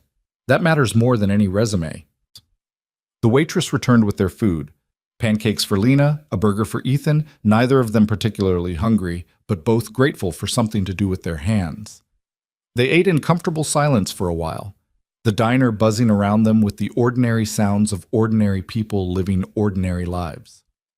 My phone is ringing again, Lena said finally, watching it vibrate across the table. Victoria this time. You should probably answer that one. Lena nodded and picked up the phone, her expression apprehensive. Tori? I'm so sorry, She stopped, listening, her face cycling through confusion to surprise to something that might have been relief. Wait, what? Slow down. More listening. You did what? A pause. No, I'm actually really proud of you. Another pause, then a small laugh. Yeah, he's here with me. We're at a diner eating pancakes in formal wear like insane people. Silence. While Victoria spoke, then Lena's eyes filled with tears. I love you too. Tell Marcus I'm sorry for the chaos. She hung up and stared at Ethan with an expression he couldn't quite read. What happened? Victoria stopped the wedding. After we left, she told Marcus she needed to think. Told everyone to go to the reception without them and spent an hour in the hotel garden just talking to him. Really talking, apparently, for maybe the first time since they got engaged. Lena's voice was thick with emotion. She asked him if he actually wanted to marry her, or if he just wanted to marry the idea of her, if he loved her, or loved what she represented. What did he say? He said he didn't know, that he thought they were the same thing, that he'd been so focused on building the right life that he'd forgotten to check whether it was a life he actually wanted. Lena wiped at her eyes, smearing her already ruined mascara further. They're postponing the wedding, maybe permanently. Victoria said she needs to figure out who she is, separate from everyone's expectations. She thanked me for having the courage to walk out because it gave her permission to stop and think. How's your mother handling that? About as well as you'd expect. Apparently she's locked herself in the bridal suite and won't come out. My father is trying to manage the guests and salvage the reception. It's a disaster. But Lena was smiling as she said it, genuine and free. A beautiful disaster. And Marcus? He's apparently sitting in the garden having some kind of existential crisis about whether he's been living his own life or just following a script someone else wrote for him. She laughed, slightly hysterical. Your existence broke my sister's wedding and caused her fiancé to question his entire life trajectory. That's quite an impact for one afternoon. I'm not sure I should take credit for that. You should, or blame. I haven't decided which. Lena's phone buzzed again, and she glanced at it. My mother. Third time in 5 minutes. You going to answer? Eventually. When I figure out what to say that's honest without being cruel. She set the phone down. How did you do it? Walk away from everything and not look back? Who says I didn't look back? Did you? Ethan considered the question carefully. Every day for the first 6 months. Wondered if I'd made a mistake, if I was wasting my potential, if I was failing some obligation to use my talents in the biggest way possible. I had former clients calling, colleagues trying to lure me back, headhunters offering obscene packages to return to the game. What changed? Maya came home from school one day and told me she'd drawn a picture of our family. Just the two of us, holding hands, smiling. And I realized that was the first time since Sarah died that she'd drawn herself smiling. The first time she'd included me in her picture of family instead of just drawing herself alone. He had to stop, the memory still sharp enough to hurt. That's when I knew I'd made the right choice. Because my daughter was healing and I was there to witness it. Do you miss it? The work? The challenge? The feeling of being important? I miss the intellectual challenge sometimes, the satisfaction of solving complex problems, but I don't miss the person I had to be to do that work. Reed Vale was brilliant and successful and completely hollowed out. He valued the deal over the people. He saw every relationship as transactional. He was so busy building an empire that he forgot to build a life. And Ethan Cole? Ethan Cole is happy, really, genuinely happy in a way Reed Vale never was. He drinks black coffee in bookstore cafes and edits manuscripts that will never be bestsellers and plays dinosaurs with his daughter. He has exactly one friend who knows him well enough to see when he's pretending to be okay, when he's not. He squeezed her hand. That friend is worth more than everything Reed Vale ever built. Lena's phone rang again. This time it was her father. She let it ring through to voicemail, her jaw set with determination. I'm not ready yet. They're not calling to apologize or understand. They're calling to manage the situation, to get me back in line, to repair the damage to the family image. How do you know? Because that's what they always do. They don't do feelings or vulnerability or actual honest conversation. They do damage control and strategic repositioning and carefully worded statements that acknowledge nothing while appearing to acknowledge everything. She pushed her barely touched pancakes away. God, I sound bitter. You sound hurt. There's a difference. I don't want to be hurt by them anymore. I want to just not care. To build a life so full and satisfying that their approval becomes irrelevant. That's harder than it sounds. Is it still hard for you? Even now? Ethan thought about the moments when he still found himself calculating his worth in metrics that no longer mattered, still measuring his success against men like Richard Harrington, who defined success in zeros and titles. Sometimes, old habits die hard, but it gets easier when you have something real to measure against. When you can look at your actual life and feel proud of it, not just proud of how it looks to other people. They sat in the diner until the dinner rush started, and the waitress began giving them pointed looks about taking up valuable booth space. Outside, the February evening had turned cold, the unseasonable warmth fleeing with the sunset. Lena shivered in her thin dress, and Ethan offered her his suit jacket, which she accepted with a small smile. I should go home, she said without moving. Face the music. Check my voicemail. Probably have a complete breakdown in private where no one has to witness it. Or, Ethan said carefully, you could come to my place. Meet Maya. See what ordinary life looks like when you're not performing for anyone. Lena looked at him for a long moment, surprised. You want me to meet your daughter? Tonight? After this disaster of a day? Maya's been asking about the friend I have coffee with twice a week. She's convinced you're either imaginary or secretly a spy. Might be good to prove you're real. I'm not exactly in meeting the daughter condition. She gestured at her tear-stained face and wrinkled dress. I look like I lost a fight with my entire life. Perfect. That's the most honest you've looked all day. They drove to Ethan's apartment in separate cars, Lena following his taillights through familiar streets that probably looked different to her now, seeing them through the lens of his actual life instead of the careful fiction he'd maintained.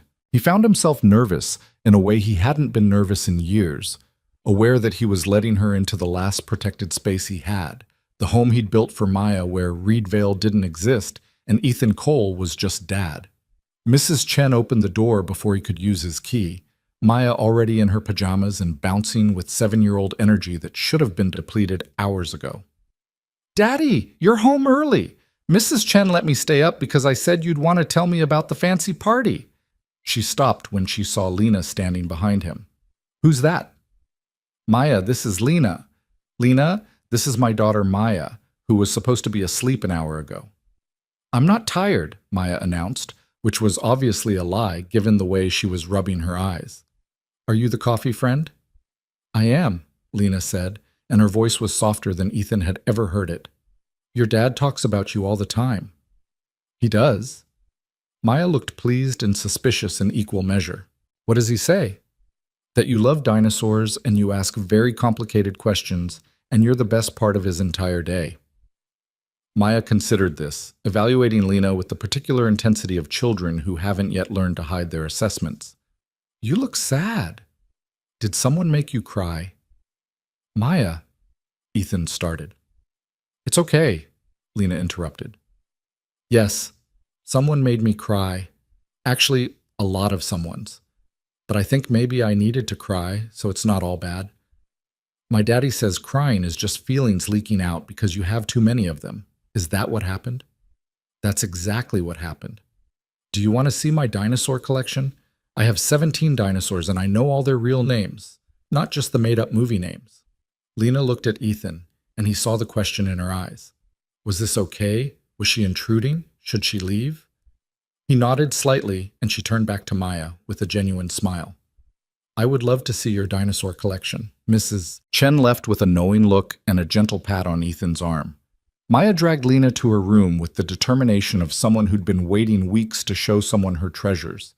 Ethan followed, leaning against the doorframe and watching his daughter explain the difference between Allosaurus and Acrocanthosaurus with passionate intensity, while Lena listened like Maya's lecture was the most important thing she'd ever heard. And this one is Parasaurolophus, Maya said, holding up a purple plastic dinosaur. Most people think the crest is for making sounds, but scientists think maybe it was for smelling things really good. Isn't that cool? That's amazing, Lena said, and she meant it. Which one is your favorite? Maya didn't hesitate. Ankylosaurus, because it has armor and a club tail, and everyone thinks it's slow and dumb, but actually it's really smart and just protects itself differently than the other dinosaurs. That's a good reason to have a favorite. What's your favorite dinosaur? Lena thought about it seriously. I think maybe Stegosaurus, because it looks scary, but it's actually just trying to mind its own business and not hurt anyone. Maya nodded like this was acceptable. Daddy, I like her. Can she stay for breakfast? It's bedtime, kiddo, not breakfast time. But I'm not tired, and Lena just got here, and we didn't even talk about Triceratops yet. Ethan crossed the room and scooped Maya into his arms despite her protests. Triceratops will still exist tomorrow. Right now, you need sleep. But no buts. Teeth brushed, bed, story, same as every night. Maya sighed with the dramatic resignation of a child who knew when she'd lost a battle. Fine, but Lena has to come back. I didn't get to show her my chapter book collection. I promised to come back, Lena said, if your dad says it's okay. It's definitely okay, Maya announced with the absolute certainty of someone who'd already decided this was settled. Daddy needs more friends. He only has you and Mrs. Chen, and that's not enough friends for a grown-up. After Maya was tucked in with a story about a dinosaur who learned to be brave, Ethan found Lena in his living room examining the space with quiet interest. It was small and cluttered in the way of homes where people actually lived. Maya's drawings on the fridge, library books stacked on the coffee table, a basket of laundry that needed folding that he'd been ignoring for 3 days. "This is nice," Lena said. "It feels real, like a place where people are actually happy." "Most days we are. Some days we're just surviving, but we do it together." He moved to the kitchen. "Coffee, or something stronger? I think I have wine somewhere." "Coffee is good, black, obviously." He made coffee while she continued exploring his small apartment, looking at Maya's school projects on the walls, the photographs of moments that mattered. Maya's first day of school, a trip to the science museum, the two of them covered in flour after an ambitious baking project. "You don't have any pictures of before," Lena observed. "Nothing from your Reed Vale days." "That life ended. These pictures are of the life I'm actually living." She accepted the coffee and settled onto his worn couch, looking smaller and more vulnerable than she had in the diner. "Your daughter is wonderful." "I know, she's the best thing I ever did." "She loves you completely. You can see it in how she looks at you, how she talks about you. She trusts that you'll be there." "I will be. Always." Lena was quiet for a moment, staring into her coffee. "My parents never looked at me like that, even when I was Maya's age. They looked at me like a project, something to be improved and shaped and presented to the world. I don't think they ever just saw me. Their loss. Is it, though? Maybe I'm just not the kind of person who inspires that kind of uncomplicated love. Maybe I'm too difficult, too demanding, too—" "Stop." Ethan set down his coffee and moved to sit beside her. "You're not too anything. You're just right for someone who's willing to see you clearly. Your parents couldn't see you because they were too busy looking at their version of who you should be. And you see me clearly? I see someone who's brilliant and exhausted and brave enough to walk away from a life that was killing her slowly. I see someone who shows up twice a week to a bookstore cafe just to exist without judgment. I see—" He stopped, aware he was about to say too much. "What?" "I see someone I care about more than I probably should after only 6 months." Lena set down her own coffee and turned to face him fully. "Why shouldn't you? Why do we do that? Tell ourselves we shouldn't care too much or too fast, like feelings come with a timeline that has to be respected. Because caring makes you vulnerable, and vulnerability is dangerous." "Is it? Or is pretending not to care more dangerous?" She reached for his hand. "I spent years in a relationship with someone I didn't love because loving him would have required vulnerability, and vulnerability felt like weakness. And you know what happened? I wasted 3 years of my life performing a relationship that meant nothing because we were both too afraid to be honest." "What are you saying?" "I'm saying I don't want to pretend anymore. Not with you. Not about this." She took a shaky breath. "Today was a disaster. My sister's wedding imploded. I publicly rejected my parents.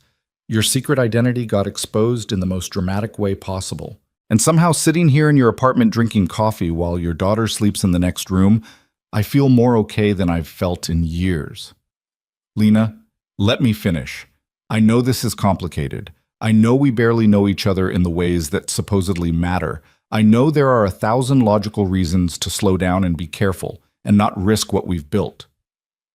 She looked at him with eyes that were clear and certain. "But I don't want logical anymore. I want real. And this, us, here, now, this feels real in a way nothing else in my life does." Ethan could have listed all the reasons this was too fast, too complicated, too risky, could have pointed out that they'd only known each other 6 months, that most of that time was spent in a cafe maintaining careful boundaries, that introducing romantic feelings would change everything and might destroy the friendship that had saved them both. Could have protected himself the way he'd learned to protect himself, by keeping everyone at a safe distance where they couldn't hurt him. But he was so tired of protecting himself, tired of hiding, tired of pretending that the way he felt about Lena was simple or manageable or anything other than the most honest thing in his carefully constructed life. "You're right," he said. "This is real and terrifying, and I have no idea how to do this without ruining it. Maybe we don't have to know how. Maybe we just have to be willing to try." And if it doesn't work, then at least we tried something honest instead of settling for something safe. She moved closer. I've done safe my entire life, Ethan. Safe is exhausting. Safe is slowly dying of boredom and disappointment while pretending everything is fine. And this? What is this? Alive. This is alive. He kissed her then, soft and careful, aware that they were crossing a line that couldn't be uncrossed. She kissed him back with an urgency that suggested she'd been waiting for this, that maybe she'd been feeling the same impossible things he'd been feeling every Tuesday and Friday for months. When they pulled apart, she was crying again, but this time it looked like relief. Is Maya going to think this is weird? She asked. Her dad's coffee friend suddenly being whatever this is? She already told me I needed more friends. Pretty sure she's been campaigning for this since I first mentioned you. Smart kid. She takes after her dad. Lena laughed and settled against him, her head on his shoulder, both of them aware that tomorrow would bring consequences and conversations and complications they hadn't begun to address. But for now, in his small apartment above a hardware store, they were just two people who'd chosen honesty over performance and found something real in the wreckage of a wedding that never happened. Outside, the February night was cold and clear, and somewhere across town, Victoria was having her own reckoning with truth, and Catherine Harrington was probably planning damage control strategies, and Marcus Castellanos was questioning every choice that had led him to this moment. But inside, Ethan Cole and Lena Harrington were finally fully themselves, and that felt like revolution. Morning arrived with Maya jumping on Ethan's bed at 6:45, completely unconcerned that it was Sunday and normal people slept in on Sundays. Daddy, is Lena still here? Can she have pancakes with us? I want to show her my book about pterosaurs. Ethan blinked awake to find his daughter's face inches from his own, her breath smelling like toothpaste, because she'd apparently already gotten herself ready for the day. Lena went home last night, kiddo, remember? But she said she'd come back. She will, just not at 6:45 in the morning. Maya looked disappointed, but recovered quickly with the resilience of 7-year-olds. Fine, but you have to make the good pancakes, the ones with chocolate chips. By the time they'd finished breakfast and Maya had thoroughly destroyed the kitchen in her quest to help clean up, Ethan's phone had accumulated another dozen missed calls and twice as many text messages. Most were from numbers he didn't recognize, former colleagues, business reporters, people he hadn't spoken to in over a year, all suddenly very interested in where Reed Vale had disappeared to and whether he was planning a comeback. There were also 3 voicemails from Catherine Harrington, each one progressively more demanding. He listened to them while Maya watched cartoons, Catherine's voice cycling from artificially pleasant to barely controlled fury across the span of 12 hours. The last one, left at 2 in the morning, was different. Mr. Vale, Ethan, whatever you prefer to be called, we need to discuss what happened yesterday. More specifically, we need to discuss my daughter and the extremely poor decision she appears to be making under your influence. I've scheduled lunch for tomorrow at 1 o'clock at the Riverside Club. I expect you to be there. This is not optional. Ethan deleted the voicemail and was about to ignore the summons entirely when his phone rang with Lena's number. Please tell me my mother didn't actually call you demanding a meeting, she said without preamble. She did. Tomorrow at 1. The Riverside Club. That's her power move location, where she takes people she needs to intimidate with expensive wine and the weight of old money. Lena sounded exhausted. You're not going, right? Should I? Absolutely not. She'll just try to, I don't know, buy you off, threaten you, convince you that you're not good enough for me using very polite language and impeccable table manners. What if I want to go? There was a long pause. Why would you want to subject yourself to that? Because she's your mother. Because this situation isn't going away just because we ignore it. Because maybe it's time to actually have the conversation instead of avoiding it. Ethan, she's not going to listen. She's going to present you with all the reasons our relationship is inappropriate and impractical and doomed to failure. She's going to make you feel small and inadequate, even though you're literally Reed Vale and have accomplished more than most people dream of. Then let her try. I've survived worse than Catherine Harrington's disapproval. I'm coming with you. She invited me alone. I don't care. This is about me too, and I'm done letting her control the narrative. Lena's voice was firm, We do this together or not at all. The Riverside Club was exactly what Ethan expected. All dark wood and brass fixtures and portraits of important men who'd been dead for decades but whose money still spoke loudly. The kind of place that required jackets for men and judged women on the subtlety of their jewelry. He and Lena arrived together, her hand in his, both of them dressed like they were going to battle disguised as lunch. Catherine was already seated at a corner table, positioned so she could see the entire dining room and be seen by everyone in it. She looked immaculate in a way that suggested she hadn't slept, but had spent hours ensuring no one would know it. Her smile when she saw them was sharp enough to cut. "Lena, I wasn't aware you'd be joining us." "That's because you didn't invite me to a conversation about my own life." Lena sat down without waiting for permission. "But here I am anyway."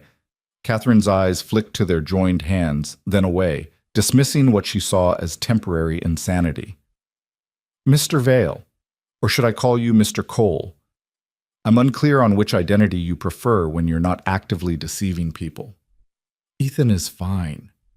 How modern." She signaled the waiter with the subtle gesture of someone who'd never been ignored in her life. "Wine? Or are you one of those reformed addicts who can't be around alcohol?" "Mother," Lena's voice carried a warning. "I'm simply trying to understand who this man actually is, since he's been lying about it for months." "I never lied," Ethan said calmly. "I told Lena exactly who I was. A freelance editor, a single father, someone who valued his daughter over his career. All of that was true." "Lies of omission are still lies. You deliberately withheld information that would have changed how people perceived you." "Yes, that was the point." Catherine's composure cracked slightly. "The point was to deceive my daughter into a relationship with someone she thought was, what, safe, harmless, not threatening to her independence? The point was to be seen as a person instead of a resource, to build a relationship based on actual compatibility instead of strategic advantage." "How noble. And now that your secret is out, what exactly are your intentions toward Lena?" "My intentions are to continue caring about her, spending time with her, and supporting whatever choices she makes about her life." "That's not an answer." "It's the only answer I have.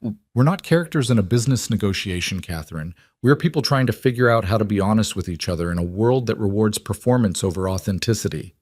The waiter arrived and Catherine ordered for all of them, without asking what they wanted, a power move so obvious it was almost quaint. When he left, she leaned forward, her expression one of carefully controlled concern. "Lena, sweetheart, I need you to understand something. This man, whoever he is now, built a career on identifying vulnerable companies and extracting maximum value from them. He's very good at seeing what people need and positioning himself as the solution." "You think I'm a vulnerable company?" Lena's voice was dangerously quiet. "I think you've been unhappy for years, searching for something that feels real, something that matters. And along comes someone who presents himself as exactly what you've been looking for. Uncomplicated, authentic, free from the expectations you've been suffocating under." Catherine's voice softened into something that might have been genuine worry. "But he's not uncomplicated, Lena. He's Reed Vale. He's just as calculating as any of us, just better at hiding it." "That's not fair," Ethan said. "Isn't it? You walked away from hundreds of millions of dollars, dissolved a successful firm, and disappeared completely. That's not the behavior of someone seeking simplicity. That's the behavior of someone running from something or toward something, and either way, it's strategic, calculated. You're right. I was running. From a life that was destroying me, from expectations I couldn't meet, from the person I'd become in pursuit of other people's definitions of success." Ethan met her eyes. "But I wasn't running toward your daughter. I was running toward the possibility of being a good father. Lena was, she is, something I didn't plan for and don't know how to categorize. And that terrifies me because I can't strategize my way through genuine feeling." "Genuine feeling?" Catherine said it like she was tasting something sour.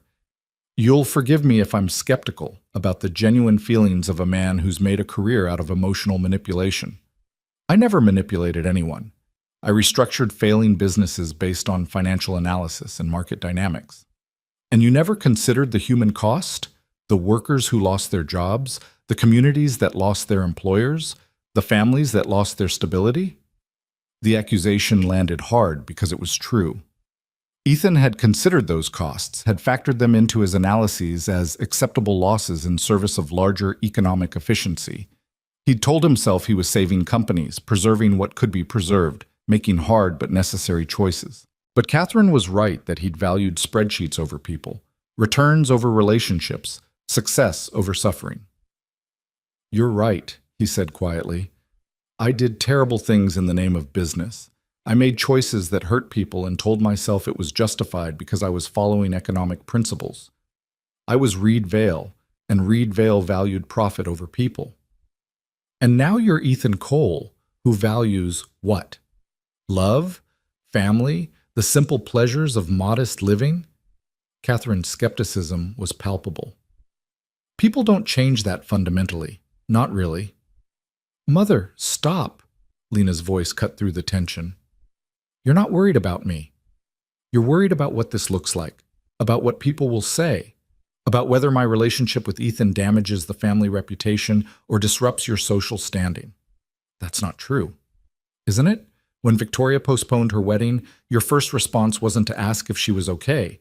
It was to calculate how to manage the fallout. When I walked out yesterday, you didn't call to see if I needed support. You called to tell me I was making a scene." Lena's composure was cracking, years of accumulated hurt breaking through. "You've never asked what I actually want. You've only ever told me what I should want and then been disappointed when I couldn't perform happiness convincingly enough. I've tried to give you every advantage. You've tried to give me your version of success, your dreams, your ambitions, your definition of a life worth living. But they were never mine, Mother. They were never mine." Catherine was silent for a long moment, her perfectly maintained facade showing hairline cracks. When she spoke again, her voice was smaller, less certain. "What do you want, Lena? If not the career we supported you in building, if not the social connections we spent years cultivating, if not the life we hoped you'd have, what do you actually want?" "I want to wake up in the morning without dreading the day ahead. I want to have conversations that aren't performances. I want to care about people who care about me for reasons that have nothing to do with my resume or my family name." Lena's voice broke. "I want to feel like myself instead of feeling like a collection of other people's expectations wearing a Lena costume." "And he gives you that?" Catherine looked at Ethan with something that might have been genuine curiosity. A man who spent 15 years building an identity based entirely on achievement and acquisition suddenly makes you feel authentic? "He makes me feel seen," Lena said simply. "Not evaluated, not assessed, not measured against some impossible standard, just seen. For 6 months, I could sit in a cafe twice a week and be exactly who I am, and that was enough. He never asked me to be more successful or more ambitious or more anything. I was just enough." Catherine's eyes were bright with tears she'd never let fall in public. "You were always enough, Lena. You were always more than enough." "Then why didn't it feel that way? Why did every conversation feel like a performance review? Why did every achievement come with suggestions for how to achieve more?" "Because I wanted better for you than what I had. I wanted you to have choices, freedom, the ability to stand on your own without needing anyone." Catherine's voice was raw. "My mother raised me to be decorative and agreeable, to marry well and manage households and never question whether there was more. I fought for every inch of respect I have, and I wanted you to not have to fight, to start from a position of strength. But you taught me that strength meant never needing anyone. That vulnerability was weakness. That love was something to be managed and controlled rather than felt and risked." Lena reached across the table, her hand stopping just short of her mother's. "I don't want to be strong like that anymore. I want to be strong enough to admit I need people, to admit that I'm tired and scared and don't have all the answers." Their lunch arrived, elaborately plated food that none of them would eat, and the three of them sat in heavy silence while servers fussed and departed. Around them, the club's other patrons conducted their own power lunches, their own delicate negotiations of money and influence and social positioning. It was a world Ethan knew intimately and had chosen to leave, a world Lena was still learning to name as the prison it had always been. "I can't give you my blessing," Catherine said finally, "not because I think you're making a mistake, necessarily, but because I don't know how to let go of the life I imagined for you. The future I spent years constructing in my mind. I'm not asking for your blessing, Lena said. I'm asking for your acceptance that my life is mine to live, even if it looks nothing like what you wanted. And if you're wrong, if this relationship fails, if you give up your career for someone who can't give you the stability you need, if you end up with regrets, then they'll be my regrets, my mistakes, my life. Lena's voice was gentle but firm. You can't protect me from pain by controlling my choices. You can only teach me that I'm not capable of handling my own life. Catherine looked at Ethan then, really looked at him, her expression cycling through judgment to assessment to something that might have been reluctant understanding. You hurt her, and I will make it my life's mission to destroy whatever credibility you have left in the business world. Reed Vale may be retired, but I guarantee I can find ways to make your life uncomfortable. I don't doubt it.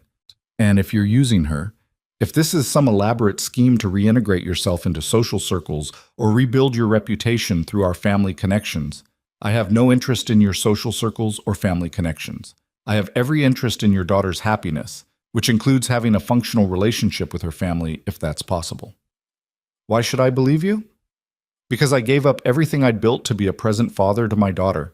Because I've spent 14 months living quietly in a small apartment above a hardware store when I could have leveraged my reputation and connections to build something new. Because the only thing I want from Lena is more Tuesday and Friday afternoons in a bookstore cafe where we can both just be ourselves. Catherine studied him for a long moment, and Ethan could see her calculating, assessing, trying to find the angle or manipulation she was certain must exist. But there was no angle.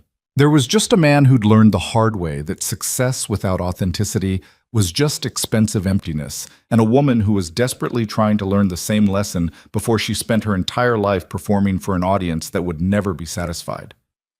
I don't understand you, Catherine said finally. Either of you. But I suppose I don't have to understand to... She stopped, struggling with words that didn't come naturally to her. To accept that you're both adults making your own choices. It wasn't approval. It wasn't even really acceptance. But it was the beginning of something, a hairline crack in Catherine's perfect facade that suggested maybe, eventually, there might be room for honest conversation instead of strategic positioning. They left the club separately, Catherine staying to manage her reputation, and Lena and Ethan escaping to the parking lot like survivors of a natural disaster. In the car, Lena started laughing, slightly hysterical, tears streaming down her face. That was the most honest conversation I've ever had with my mother, and it was absolutely terrible. But you did it. You told her the truth. I told her the truth, and the world didn't end. She didn't disown me. She didn't tell me I was ruining my life. Lena wiped at her eyes. She actually listened. For maybe the first time ever, she actually heard me. Progress is messy. Progress is exhausting. She leaned her head against the window. Can we go back to your apartment? I want to see Maya and eat normal food and not think about my family for at least 6 hours. They spent the afternoon in Ethan's small apartment, Maya delighted to have Lena back and determined to share every book, toy, and random fact she knew about dinosaurs. Lena listened with the focused attention of someone genuinely interested, asking questions and making connections and treating Maya like a person whose thoughts mattered. Watching them together, Ethan felt something settle in his chest. Not certainty exactly, but the possibility of it. The possibility that this fragile thing they were building could be real and lasting. That choosing honesty over performance might actually work. That maybe, despite all the logical reasons it shouldn't, they could build something that mattered. Victoria called that evening while they were making dinner, Maya helping by creating abstract art with pasta sauce on the kitchen counter. How much trouble am I in? Were Lena's first words. Zero trouble. I'm calling to thank you. Victoria's voice was clearer than Lena had heard it in months. Marcus and I spent all day yesterday, and most of today actually talking, really talking, about what we want, what we're afraid of, whether we're getting married because we love each other or because it's what everyone expects. And we decided to postpone indefinitely, maybe permanently. We need to figure out who we are separately before we try to figure out who we are together. Victoria laughed, watery but genuine. Mother is devastated. Father is in damage control mode. and I feel lighter than I've felt in years. I'm proud of you, Tori. I'm terrified, but also hopeful. Is that possible? To be both at the same time? I think that's the only honest way to feel. They talked for another 20 minutes, Victoria sharing her plans to take time off work and travel, to figure out what she actually wanted instead of what she'd been programmed to want. Marcus was apparently doing the same, questioning whether private equity was his calling or just the path of least resistance. The wedding that never happened had detonated both their lives in ways that might actually be necessary. The weeks that followed developed their own rhythm. Tuesday and Friday afternoons still belonged to the bookstore cafe, though now they sat on the same side of the table instead of across from each other. Maya started joining them occasionally, bringing homework or library books, and existing in their space with the comfortable ease of someone who belonged. Lena's consulting work continued, but with new boundaries. No weekend calls, no midnight emails, no sacrificing her actual life for clients who saw her as a resource instead of a person. Catherine called once a week, awkward conversations that slowly became slightly less awkward as she learned to ask about Lena's life instead of managing it. Richard remained distant but sent a stilted email acknowledging that he respected Lena's autonomy, which was the closest he could come to approval.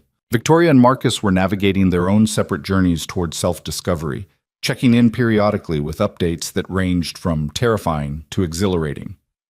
One Saturday morning in April, Ethan woke to find Lena and Maya in the kitchen making pancakes, their collaboration resulting in something that was technically edible but aesthetically chaotic. Maya was covered in flour and explaining the dietary habits of Brachiosaurus, while Lena listened and flipped pancakes with the focused attention of someone who'd never cooked breakfast in her life, but was determined to learn. "Morning," Lena said when she saw him, her smile soft and genuine. "We made breakfast. It's not good, but it's enthusiastic."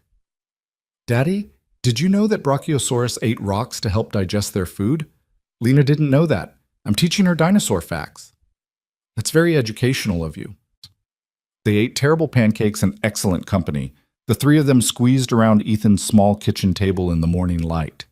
It was ordinary and messy and completely imperfect, and Ethan realized this was what he'd been running toward all along. Not simplicity exactly, but authenticity. Not hiding from his past, but building a present that actually belonged to him. After breakfast, while Maya was occupied with cartoons, Lena pulled Ethan onto the small balcony that overlooked the hardware store parking lot. It wasn't scenic, but it was theirs, a space they'd claimed for quiet conversations and stolen moments. "I gave notice at my consulting firm yesterday," she said without preamble. "What? Why?" "Because I've been thinking about what I actually want to do with my life. And corporate strategy consulting isn't it. It never was. I was just good at it, and my parents approved of it, and it paid well enough to fund the lifestyle I thought I was supposed to want." She leaned against the railing. "I'm going to take some time off. Figure out what actually interests me instead of what I'm supposed to be interested in." "That's brave. That's terrifying. I have savings, but not forever, and no plan beyond not this anymore. But watching you build a life that actually belongs to you instead of performing someone else's definition of success, it made me want to try the same thing." "What does your mother think?" "She thinks I'm having some kind of crisis and will come to my senses eventually, but she's trying to be supportive in her very Catherine way, which mostly means sending me articles about women who took career breaks and lived to regret it." Lena smiled. "But she's trying. That's progress." They stood in comfortable silence for a while, watching the morning traffic, the ordinary rhythms of a Sunday in a small town where nobody cared who Reedvale used to be or what Catherine Harrington thought about anything. "I love you," Ethan said, the words surprising him even as he spoke them. "I know it's too soon and too complicated, and there are 1,000 logical reasons I shouldn't say that yet, but it's true. I love you." Lena turned to face him, her eyes bright. "It's not too soon. Or maybe it is, but I don't care about timelines anymore. I love you too. I love that you chose your daughter over your empire. I love that you make terrible coffee and edit manuscripts that will never be bestsellers and look at me like I'm already enough exactly as I am. You are enough. I'm starting to believe that." Inside, Maya called for them, some urgent 7-year-old crisis involving her favorite dinosaur toy and immediate need for adult intervention. They went to her together, and Ethan thought about how his life had become something he never could have planned or strategized his way toward. He'd given up Reed Vale to be present for Maya, and in the process of being present, he'd found Lena. And Lena had given up her performance of success to find herself, and in the process found them. It wasn't a neat story. There was no dramatic reconciliation with Catherine, no moment when Richard suddenly understood and approved. Victoria and Marcus remained separated but hopeful, both of them doing the hard work of figuring out who they were apart from expectations. The Harrington family remained complicated and difficult and probably always would be. But Ethan had learned that messy, complicated, and imperfect could also be real and honest and worth fighting for. That walking away from a life that looked impressive could lead you toward a life that actually felt meaningful. That being seen for who you actually were was worth more than being admired for who you pretended to be. 3 months later, on a Tuesday afternoon in July, Ethan and Lena sat at their usual table in the bookstore cafe. Maya was at summer camp learning about marine biology with the same intensity she'd once applied to dinosaurs. The cafe's espresso machine still hissed like an angry cat every fourth drink. The lighting was still warm enough to read by, but dim enough to disappear into. "I've been thinking," Lena said, setting down her unnecessarily complicated vanilla coffee, "about going back to school, getting a degree in something completely impractical like anthropology or literature, something that interests me instead of something that impresses people." "That sounds perfect." "It sounds expensive and self-indulgent, and exactly the kind of thing my mother would have a very polite stroke about." And I'm going to do it anyway." She smiled. "I'm learning that living a life that actually belongs to me is more important than living a life that looks good to other people." Took me 40 years to learn that lesson. Better late than never? Much better late than never. They sat in comfortable silence, two people who'd found each other by accident and chosen each other on purpose. Outside, the world continued its usual chaos of ambition and performance, and people measuring their worth in zeros and titles. But inside the bookstore cafe on Maple Street, Ethan Cole and Lena Harrington had found something more valuable than any deal either of them had ever closed. They'd found the courage to be honestly, imperfectly, completely themselves. And that was worth more than all of Reed Vale's legendary success combined. Maya came home from camp that evening talking nonstop about tide pools and hermit crabs and whether she could have an aquarium in her room. Lena stayed for dinner, helping make spaghetti that was slightly burned but entirely sufficient. They ate together at the small kitchen table, the three of them, a family that hadn't existed 6 months ago but felt as real and solid as anything Ethan had ever built. After Maya was asleep, Lena curled up beside him on the couch, her head on his shoulder, both of them tired and content in the way of people who'd fought hard for something and won. "Do you ever miss it?" she asked. "Reed Vale? The power, the influence, the feeling of being important?" "Sometimes. Usually when I'm editing a manuscript about vampire detectives for the 17th time and wondering if my skills are being wasted." He kissed the top of her head. "But then Maya comes home with a perfect score on her math test and wants to tell me about every single problem. Or you show up at the cafe with some disaster from your family that we can laugh about together. And I remember that Reed Vale was important to strangers, but Ethan Cole matters to the people who actually know him. I think Ethan Cole is pretty remarkable. I think Lena Harrington is finally becoming who she was always meant to be. Works in progress? The best kind of people always are." They sat there until late, talking and not talking, being together in the way that only worked when you weren't performing for anyone. And Ethan thought about the bookstore cafe where this all began, about the wedding that never happened, about the moment Marcus Castellanos called him Reed Vale in front of 200 people and everything changed. But really, everything had changed months before that. Changed the moment Lena asked if the seat was taken and Ethan said yes without knowing he was saying yes to so much more than sharing a table. Changed every Tuesday and Friday when they chose honesty over performance, authenticity over impression, connection over convenience. The Reed Vale story had ended in dissolution and disappearance, a legend who walked away at the height of success for reasons no one quite understood. But the Ethan Cole story was just beginning, written in quiet afternoons and burned spaghetti dinners and 7-year-old questions about the universe. Written in a woman who'd chosen herself over her family's expectations and found that choosing yourself sometimes meant finding exactly who you were meant to be with. It wasn't the story either of them had planned, but it was real and honest and entirely their own. And in a world that rewarded performance over authenticity, that felt like revolution.